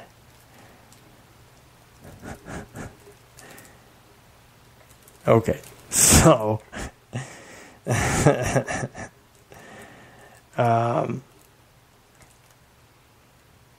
so we're going into a quick break, and on the other side of the break, I'm going to get into the NFL, a bit of NBA talk as well. So stay tuned, because I'm also going to get in on, we got Facebook. Is that Facebook Live you guys set up? We're going to try Facebook Live, it looks like, on the other side as well. You're listening to the Cold Hard Truth on Sports. Catch the Boxing Source radio show every Sunday night at 7:30 p.m. on the MRN Broadcasting Channel on Blog Talk Radio. We have James Bell going over the news, notes, and announcements in the sport of boxing, and we also take calls from people that want to talk about the topics that are covered over the week in the sport.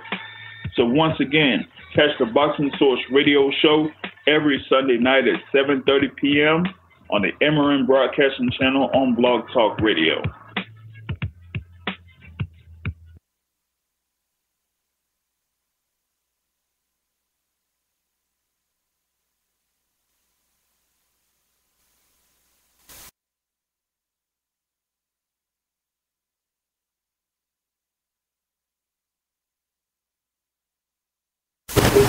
All right, so that commercial didn't fire off.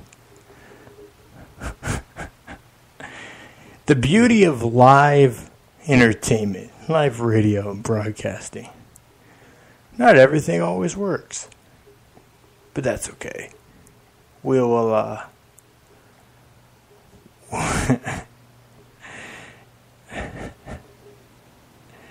anyways, you got it ready? Oh, okay, here's the last commercial of the show.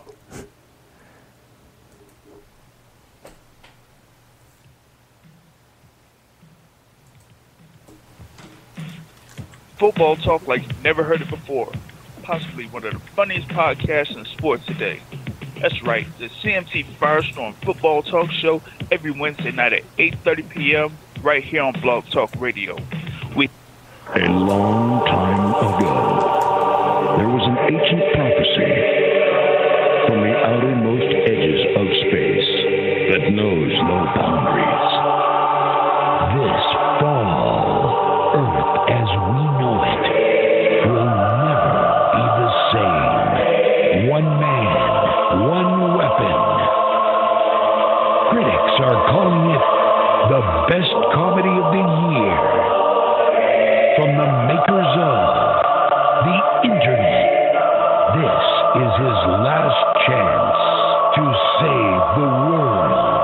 But then, the world does not exist.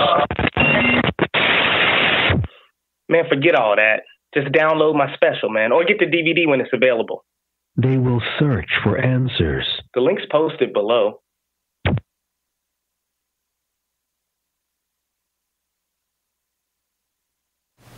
All right, welcome back here to the Cold Hard Truth on Sports. This is episode 265. It's amazing. 265. So that's all that's going up there.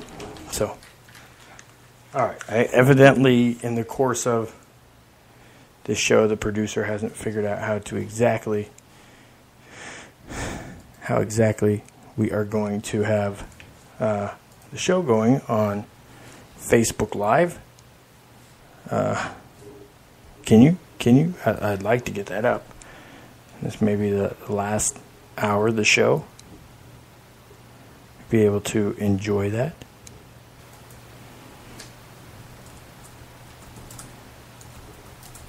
All right. So, anyways,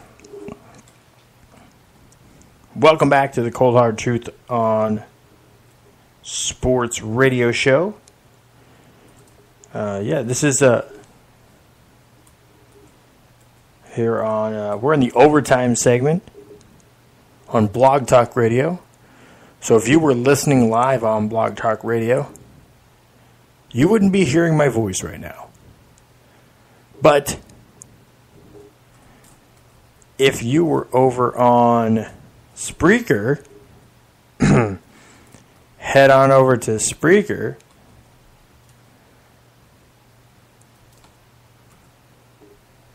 You'd listen to the whole show.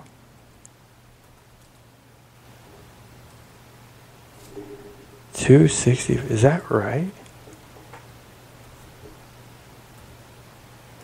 265 episodes, man. That is a lot. That is a lot of episodes. All right, so got things going on over there. So we will be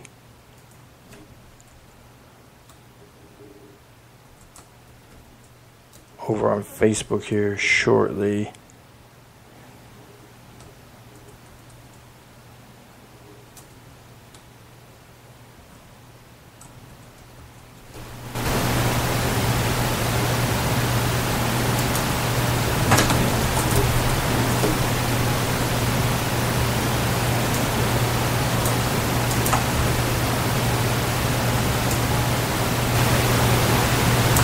No.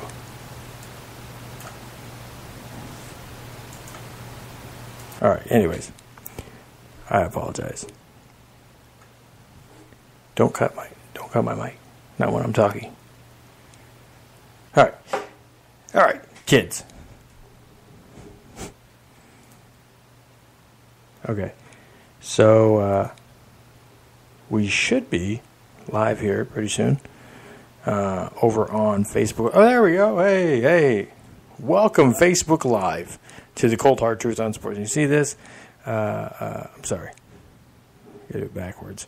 Episode 265. So now people are over on Facebook, so you can see the calamity that is going on live radio, on live video.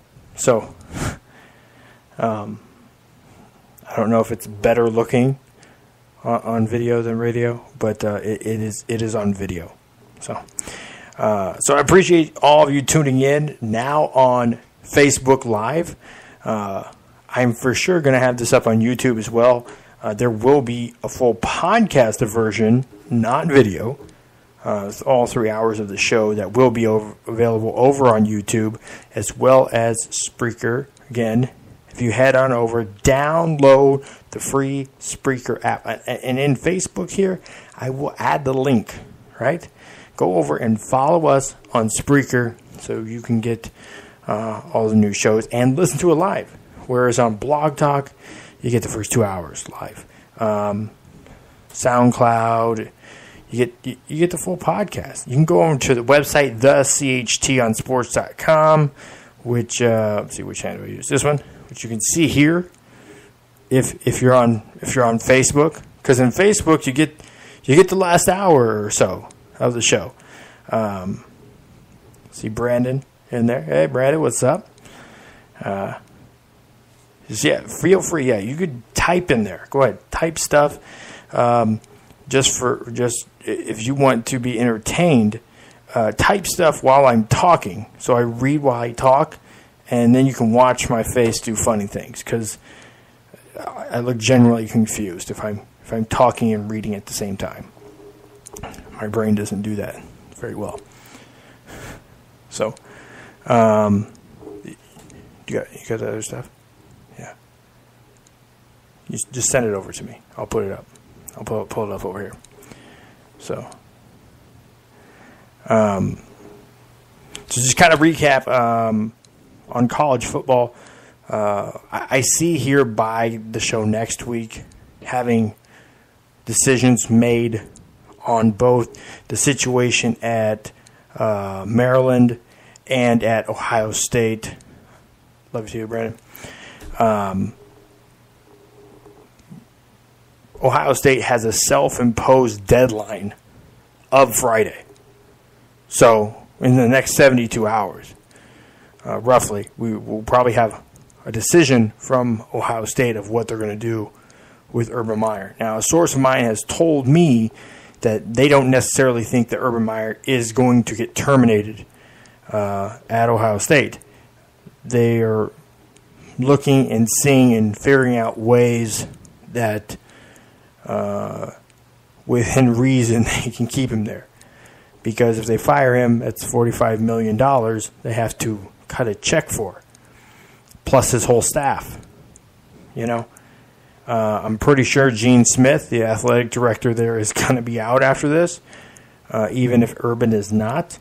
He was there at the end for Trussell when all the shenanigans were going on for Trussell. He's been there for this entire situation and kind of the meltdown of the wrestling program as well at Ohio State too. So 3 big incidents under his watch that we know of. So I don't see Gene Smith making it out of this, and I don't think the president is going to allow for that either. So the president came on after Gene did. So this wasn't a guy that he hired. So as far as the Maryland situation, that's going to be a clean house situation. They're going to clean house. I mean, like I said, this is only their second or third year, really, as a unit there at Maryland. I know they were hoping to move things around and get things in a better situation as far as on the field. But just this day and age, trying to rule by fear and intimidation just doesn't work. People don't buy into that anymore. You have to have substance to what you're doing. So fear and intimidation just breeds resentment. And you can tell things are kind of getting away from him because when you have current players, when you have your staff members, when you have previous players that are coming to members of the media saying, "Hey, this is how it is there." It's not a good situation. It's not a favorable situation. It's unfortunate that it took someone dying to have this come about. But at the end of the day, I think the university did a good job today, stepping up. The president said it was their responsibility. They accepted the responsibility. That Jordan McNair dying on their watch, that they had something to do with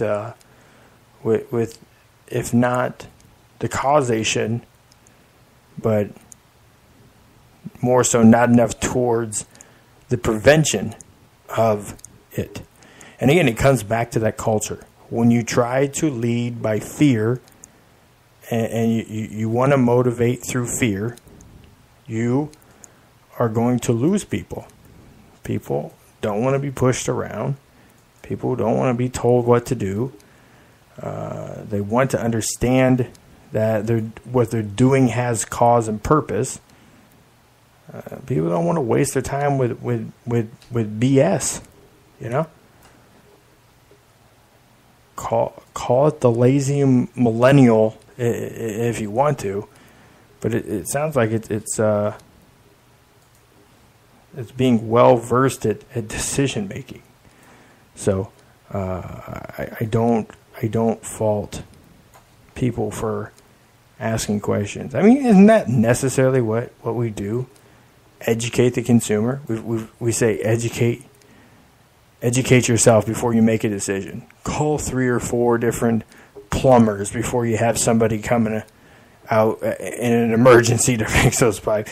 I'm telling you, if you have your pipes busted, you're calling 3 plumbers, you clearly are not worried about a flooding situation.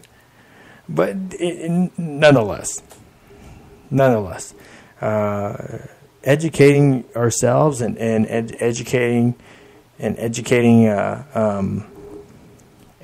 the people around us is something that is definitely very important to each and every one of us, and now that we're in a situation to where we need that sort of thing. Don't get upset because people want to.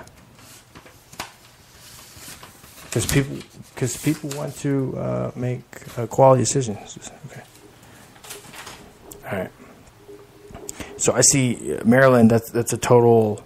They're going to wipe that situation out. They're going to start all the way over with that program. Where does this go from here? Does this go back to the University of Florida? Because Urban Meyer really implicated both. He threw Florida under the bus first, but then kind of in a softer way, administration at Ohio State probably should have done something a little bit more, too. So, see Troy's on there. Thanks for joining in, Troy. But again, not good situations either way. And yet, this is stuff coming off. There's. And the thing is, like, people have been crucifying Brett McMurphy. Why? People literally upset because he's asking questions. He's a journalist. The hell did you want him to do? You know, it's funny. It's funny. Kevin was talking in the second hour of the show. You know, if they don't fire the assistant coach, then people probably aren't asking questions why they fired the assistant coach. And the irony of it, him staying on longer or not getting fired maybe stops or prevents this really from happening. Or if it's done in the off season. Maybe it quietly goes away. Coaches get fired all the time. You fire a guy at the end of the season. You know, we need to see a change, and that's the question: why isn't Urban being prepped on these questions? If your coach got fired, you should be able to go with your PR person and talk through and walk through every scenario that you're going to get at.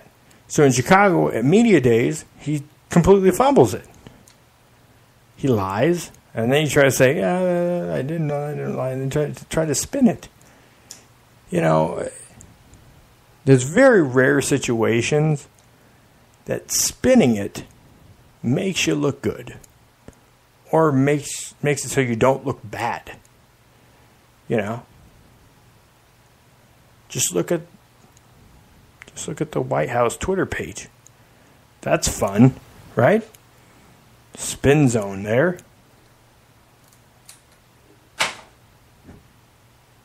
Why are you getting political? I'm not getting political. I'm just stating a fact. They contradict themselves all the time. They put out one piece of information, and then come back with another piece of information that contradicts that. I'm just saying that's basically what you get from the White House press room. That is a job that is probably one of the most difficult jobs, because you can say something as definitively as you want with all the facts, and 140 characters later, what you said just went down the shitter, essentially. So, here's Matt joining us. Hey, Matt, how's it going?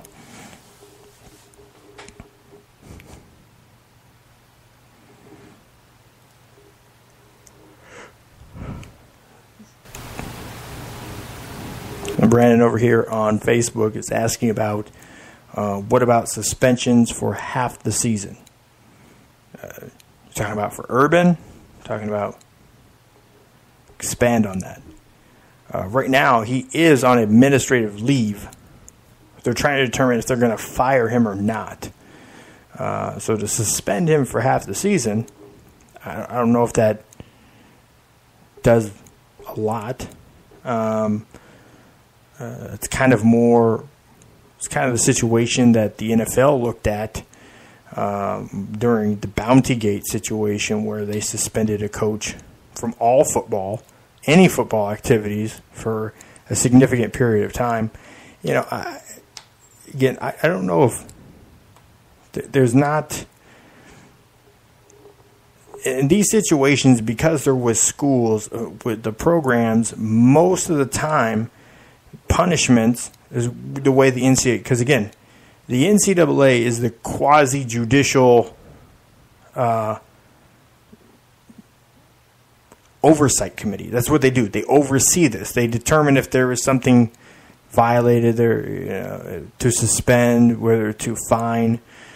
So the fines aren't necessarily levied on the coaches, more so on the institution. They can fine coaches.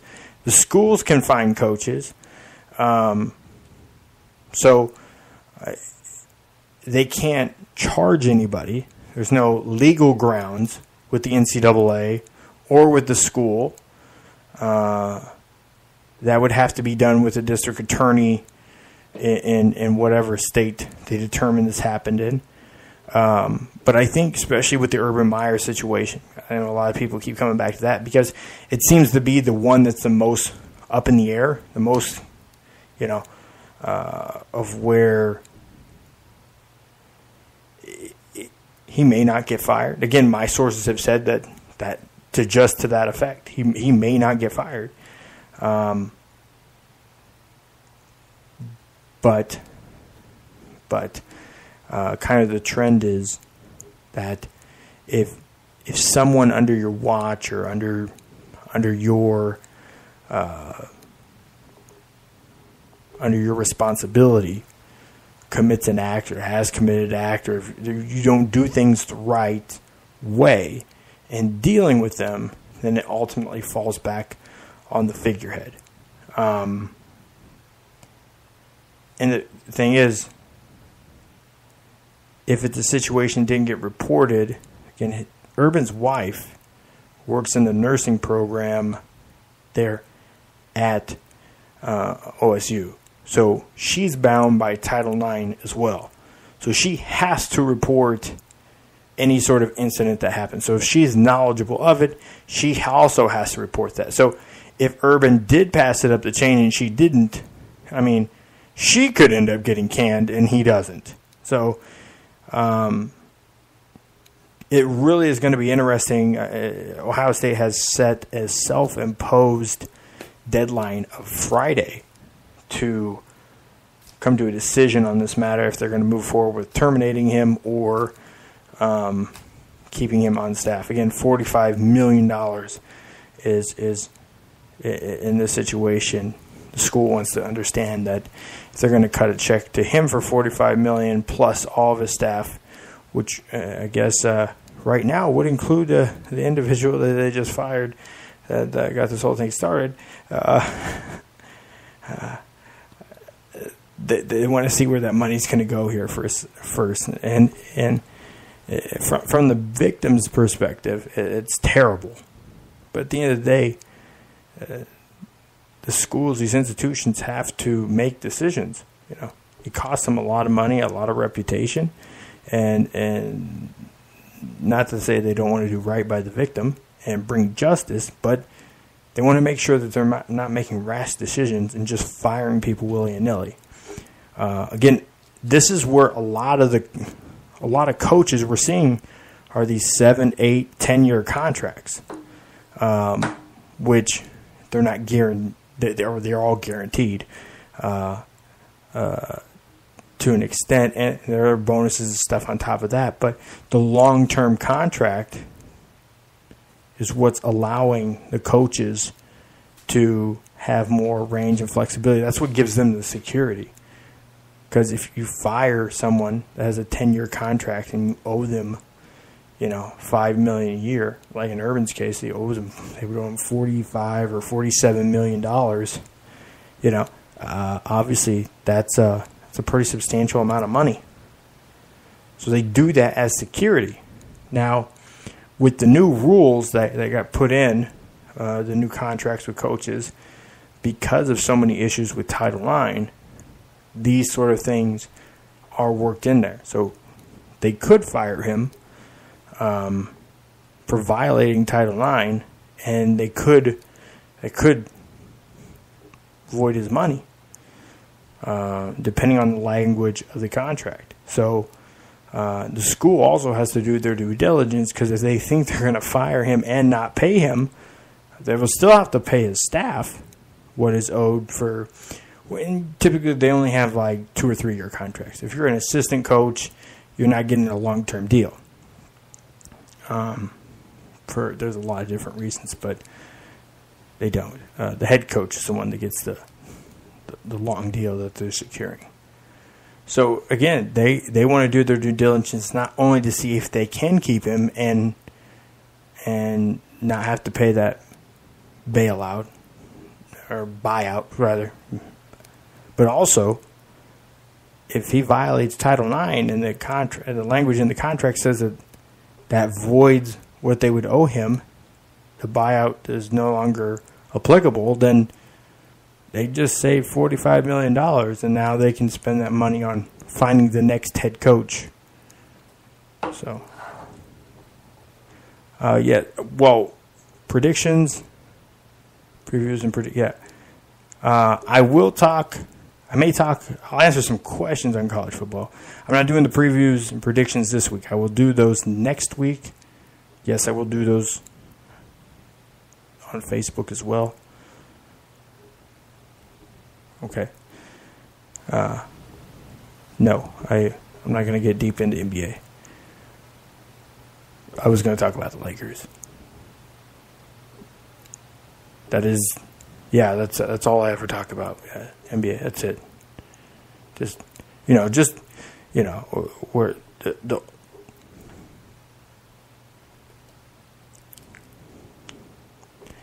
you're funny. Okay. LeBron James plays for the Lakers, best player in the league. Magic Johnson, probably one of the biggest figureheads in the NBA, most well-known guy. People that don't know what basketball is know who Magic Johnson is. He runs the Lakers. Kind of some moves and stuff they've done is a pretty big deal. And then you have this helicopter dad over here, and LeVar Ball that seems to say some pretty peculiar or interesting things. I do. Well, since you've led me down this rabbit hole, let me go ahead and do that. Speaking of LeVar Ball, where was he on? Okay, he was on a show, which will remain nameless, evidently. Thanks, producer. Kind of your whole job, find shit like that out, but whatever. And said that, the Lakers are not LeBron's team. They're Lonzo's team. Because Lonzo was there first, and LeBron came to LA. I guess. I don't get the point of this. When did that come out? Friday. It's Tuesday. Okay. Well, here, let me throw this on there. Okay. People care less and less about what LeVar Ball says. I can tell that because he said that shit on Friday and today's Tuesday. And you're just, well, obviously my show's on Tuesday, but I didn't hear about it before today. Okay, people are writing articles on it today, so talking about it today. Evidently, so it didn't become attuned to anyone's ear. It was on a national show, but it didn't come to attuned to anyone's ear until Tuesday. 4 days later. It took 4 days. You know? It doesn't matter whose team it is. I really don't understand. Oh, this is LeBron's team. It's Kyrie's team. It's Lonzo's team. Who cares? It's the Lakers. Let's play basketball. Let's just deal with the basketball part of it. I don't care whose ego is attached to said team. Who cares? If that's LeVar Ball's logic, that Lonzo was there first, so it's his team. Okay, well, it's Magic's team. He was there before all of them. It's Jeannie Buss's team. She was there before all of them. I mean, literally, it is her team. She is the majority owner of the team, I think. So, in all purposes, she is really her. Literally, is her team. Let's see him play basketball. I really don't understand the point of that. You know, and here's the thing is, the funny thing is, with Lonzo Ball, his rookie year wasn't bad. I mean, he's not a good shooter. He has a weird shot, but they didn't bring him in to be a shooter. He's a distributor. A true point. He's playing more of a true point. And that's what they needed. And it have Rondo to back him up. And then you have Josh Hart that'll play the 1 or the 2. You know, so you got a nice little medley of players that can be at the 1. And then LeBron, who will also bring the ball down as a 3 or 4. Which kind of adds a different dynamic as well. So he likes to be more of a facilitator.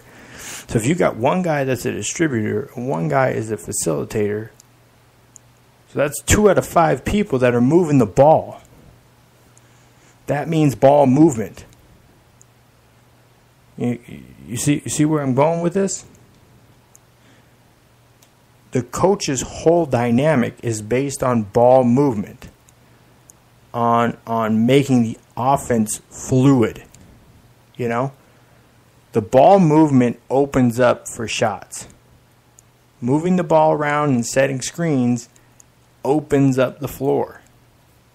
Because the defense can't just sit back in a zone. They have to push more towards man. They can't be lazy. It forces the defenses to have to play.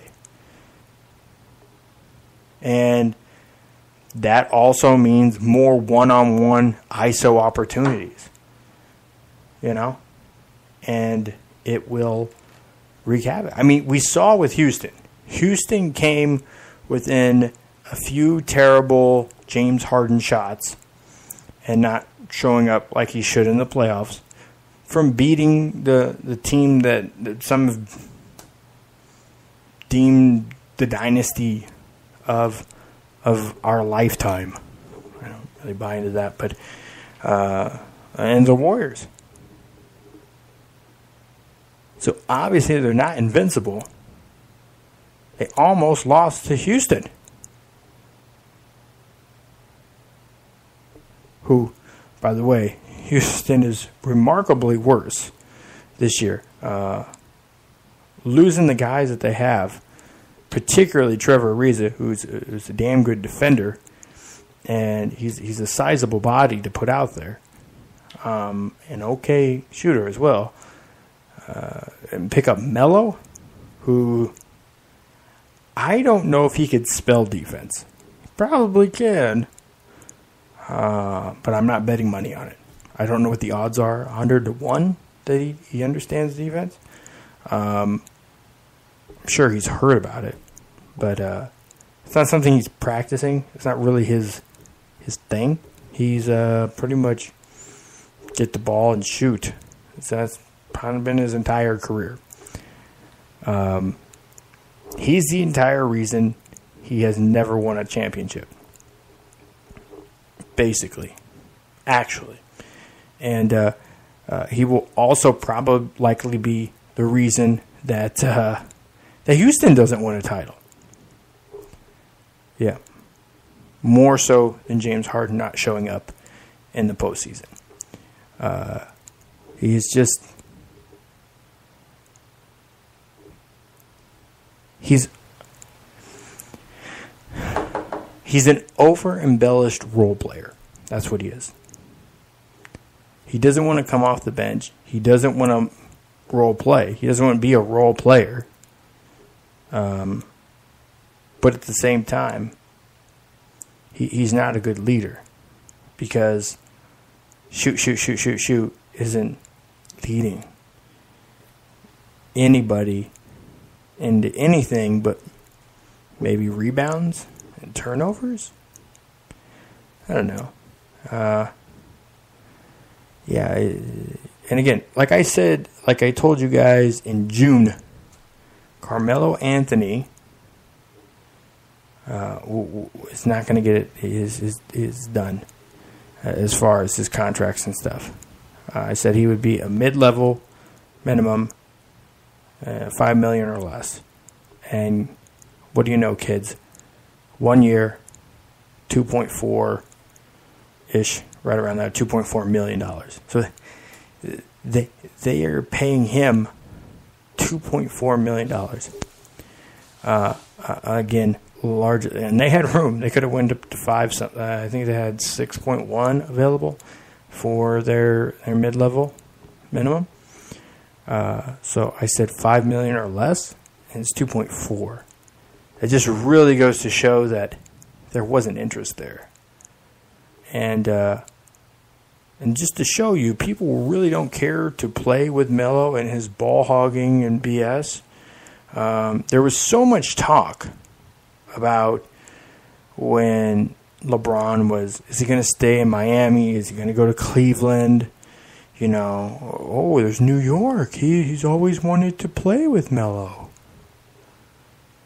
Now, people really don't want to. Kobe, I think, was just reaching on getting a star to stick. As much as that hurts to say. He was trying to get a star to stick, and it didn't work out. And he opted in New York because that was where the most money was. I'm happy they did because he did because for the Lakers' sake, that means the only, Mozgov and Dang were the shitty contracts. Think about another $26 million in cap hit that you'd be taking. So, thanks, Melo. You really helped the Lakers dodge a bullet there. Good job. One decision I'm probably the most happy he made.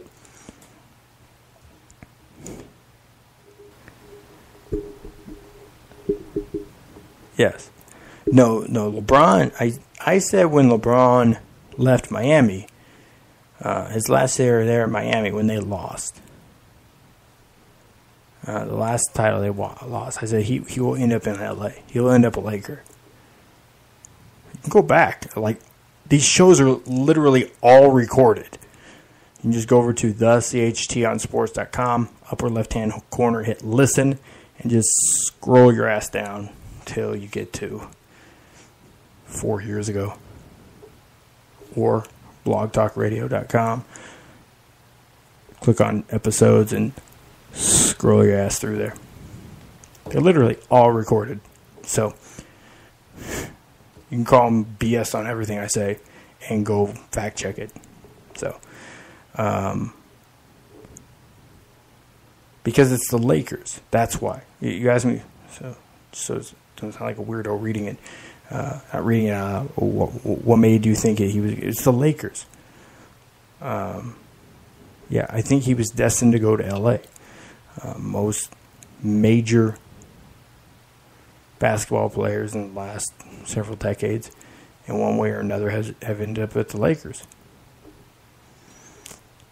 Yep. Few to be exception to that. And the thing is, he likes. He liked the brand. He liked the opportunity of the Lakers. He's always saw himself, and I've kind of also compared him that way more to a Magic Johnson than to a Michael Jordan. Anyways, his size, the way he plays, is more Magic Johnson than Michael. So, yeah, absolutely, there's an attraction there. The production and directing that he does, and yeah, with his shows and cinematography and stuff like that, his businesses, his pizza place, and some of the other businesses that he's invested to are largely based out of L.A. or Silicon Valley. So he obviously being more centered there, more opportunities come there. I mean, big ideas could start there. That's really became more of the beginning for some business people to start with opportunity. You get more diverse from L.A. and Southern California, and then New York. Miami was just a unique situation. Pat Riley sold him. You know, speaking of that Heat team, what Carmelo needs to do is learn how he can do his best impression of Ray Allen. Because if he can do his best impression of Ray Allen, I think that is really going to help out. That's really going to help out Houston. But somewhere along the line, the Rockets are going to need to get another forward and some people that will play defense. So they need to start scoping out what kind of trades and stuff they're going to have to make to do that. I have full confidence in their front office to be able to piece those sort of things together. Chris Paul, and that a little bit too much max 5-year deal. Yeah. Clearly they had some confidence that they could get people in there. So, okay. OKC's OKC. They're going to end up the same place as they were. As far as playoff teams, as far as what you want to call upper echelon, I'd say they're upper echelon mediocrity. That's the OKC Thunder. They win enough basketball for the fans to stay engaged, and it's a Midwest team, very college-like atmosphere. There's a lot of things that go on in OKC, but this is their baby, this is their sports franchise. So outside of Oklahoma State, this is what they have.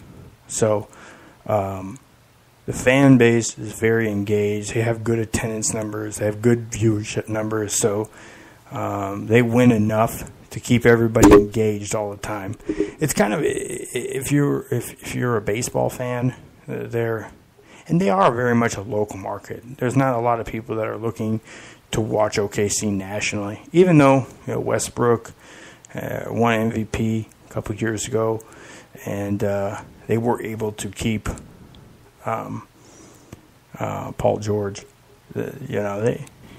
widely that they're really not a national team. They're very much a local team, and the local market embraces them. It's kind of like the Rays. The Rays are like that. The Houston Astros are like that. Up until like the last couple of years, it's kind of been like that.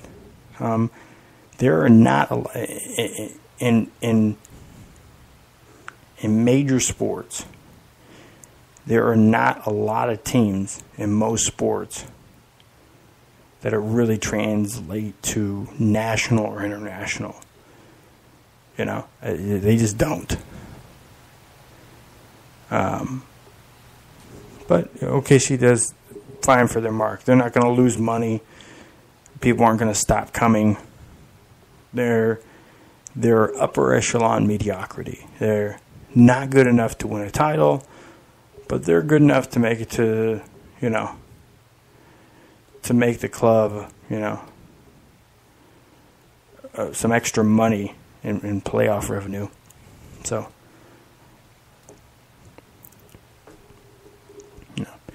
well, I'm getting off the basketball take.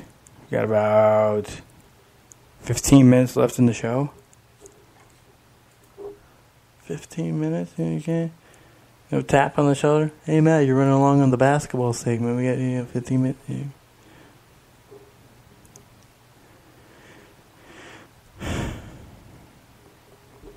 I'm going to need a new producer. Can you hear me? You heard me. Anyways. Okay, so one of the questions... Okay. I'm getting here on the direct message from Twitter. Am I ready to eat crow about Baker Mayfield? No. I'm not eating crow about Baker Mayfield. What would make you think... What happened to make anybody think that Baker Mayfield has arrived? By the way, I had him at the end of first round, beginning of second round, as far as the draft pick. I do think he's an NFL quarterback. I've always thought that. But I thought his value was closer to the end of the first round than the first overall freaking pick. So, I have a source that told me that they were interested in taking him at 1.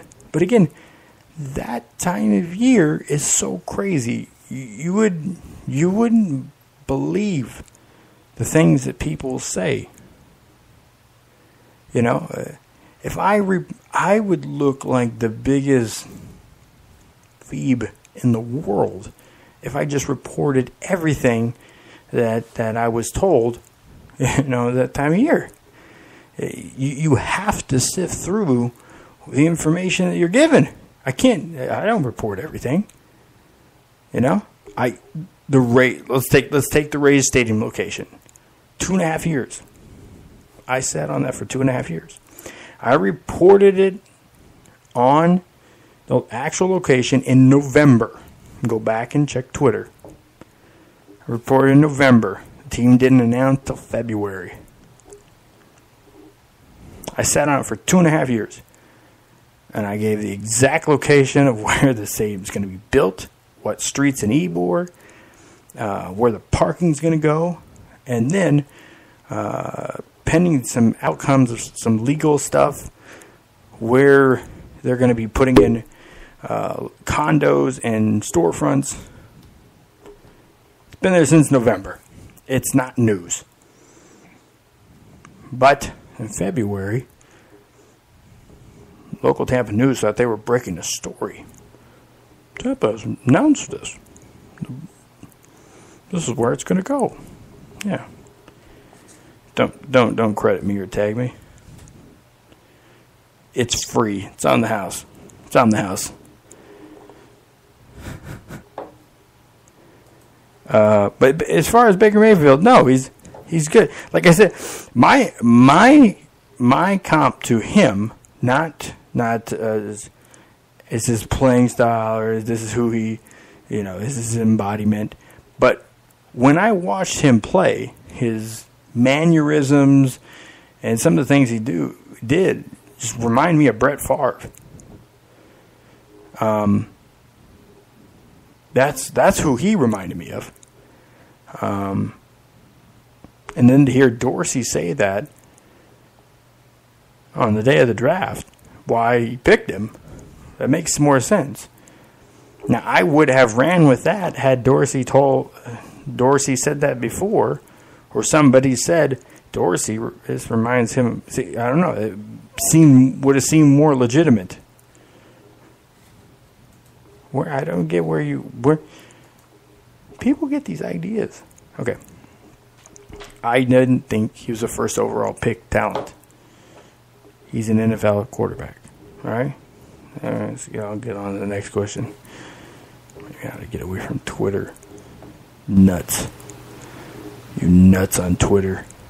I tell you.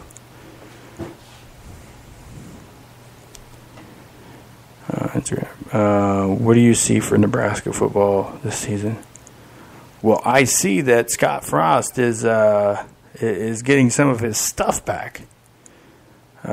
His house that he's having renovated, they've been renovating it for 4 or 5 months or something like that.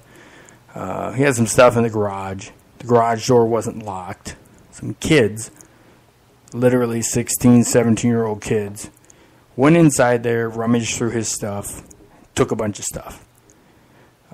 2 have been arrested. Did they get another one? I'll text my source and ask. The rings, by the way, from what I understand, is the rings that they thought were stolen, they found. Not stolen, but found.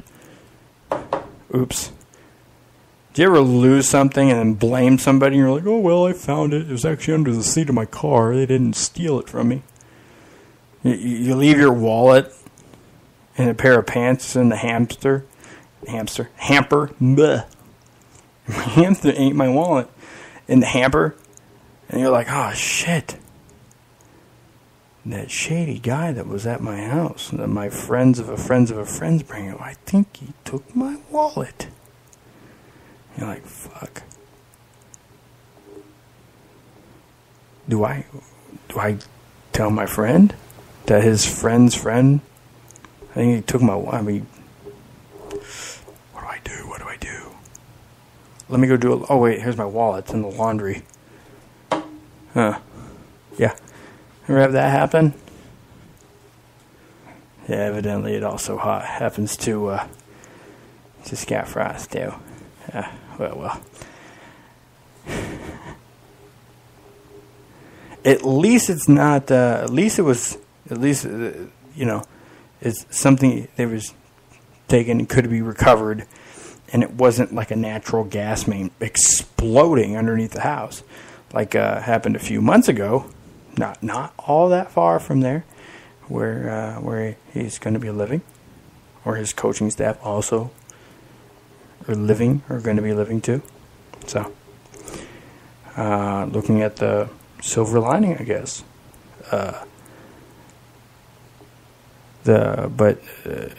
As far as Nebraska, what do I say? What do I say here? So, pretty much an 8-9 win team. Mike Riley got that 1 year out of him. I think Scott is a good enough coach to get 8 or 9 wins out of Nebraska. You know, the real struggle with the Nebraska program isn't necessarily the coaching staff or the athletes or, administration. The it is the revolt of fans. If you're not doing, like, this is expected, and you're not doing this, just a little above what is kind of expected. If it's not playing for conference championships and in the top for national championships, what are we doing? That's kind of the thought, Now, I believe people will be patient. If they were patient with Bo for 3 or 4 years, I mean, Scott Frost has a 10-year contract. Literally 10 years. So,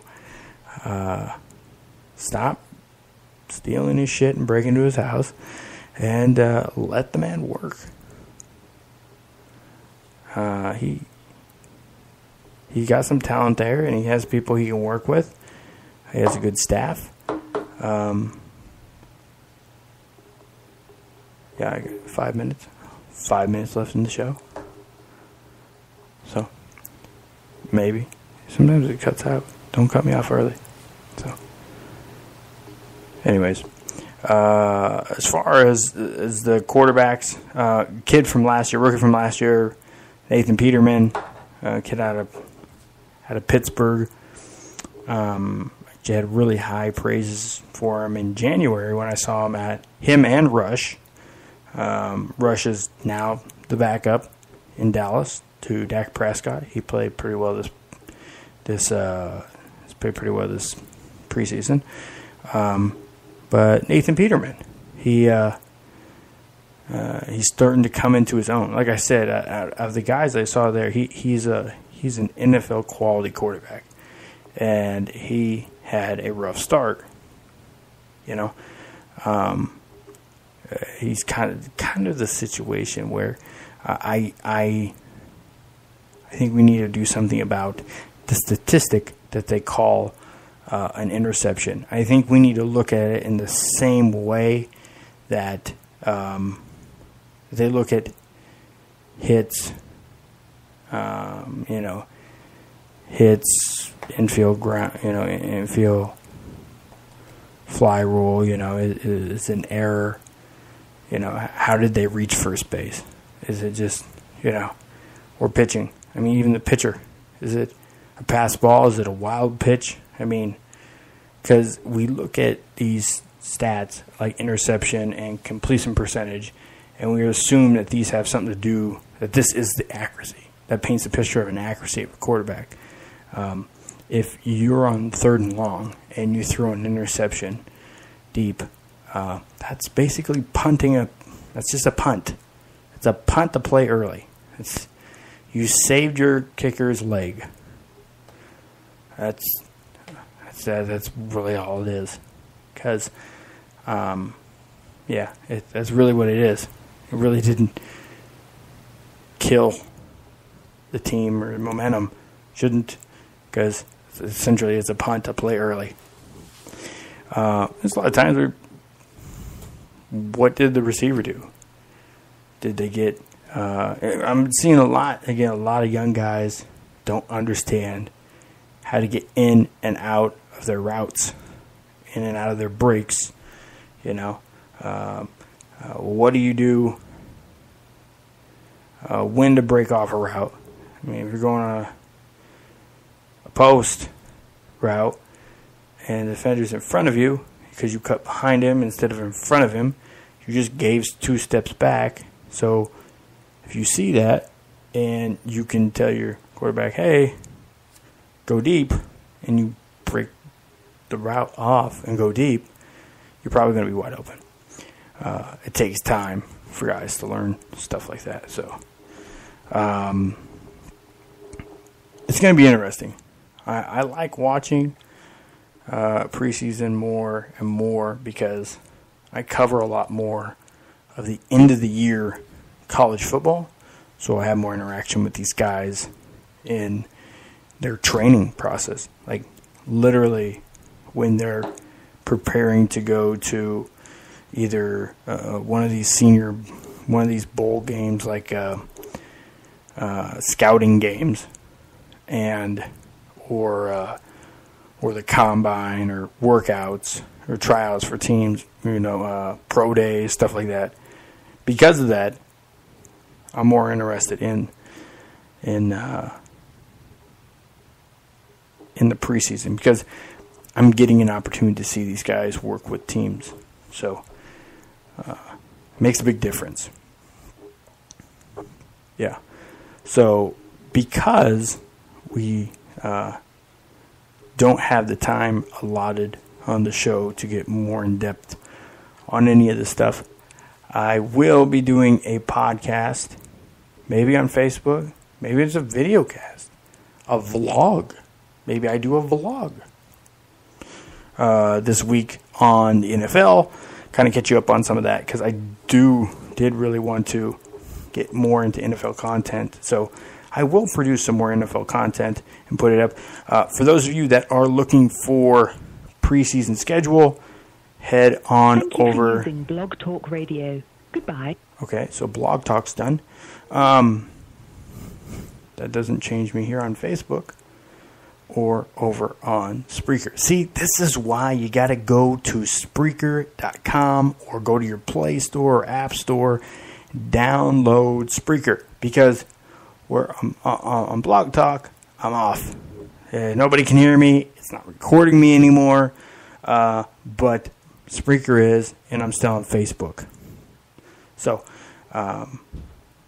yeah. Head on over to Spreaker, download that, and I'll have some more stuff up for this week.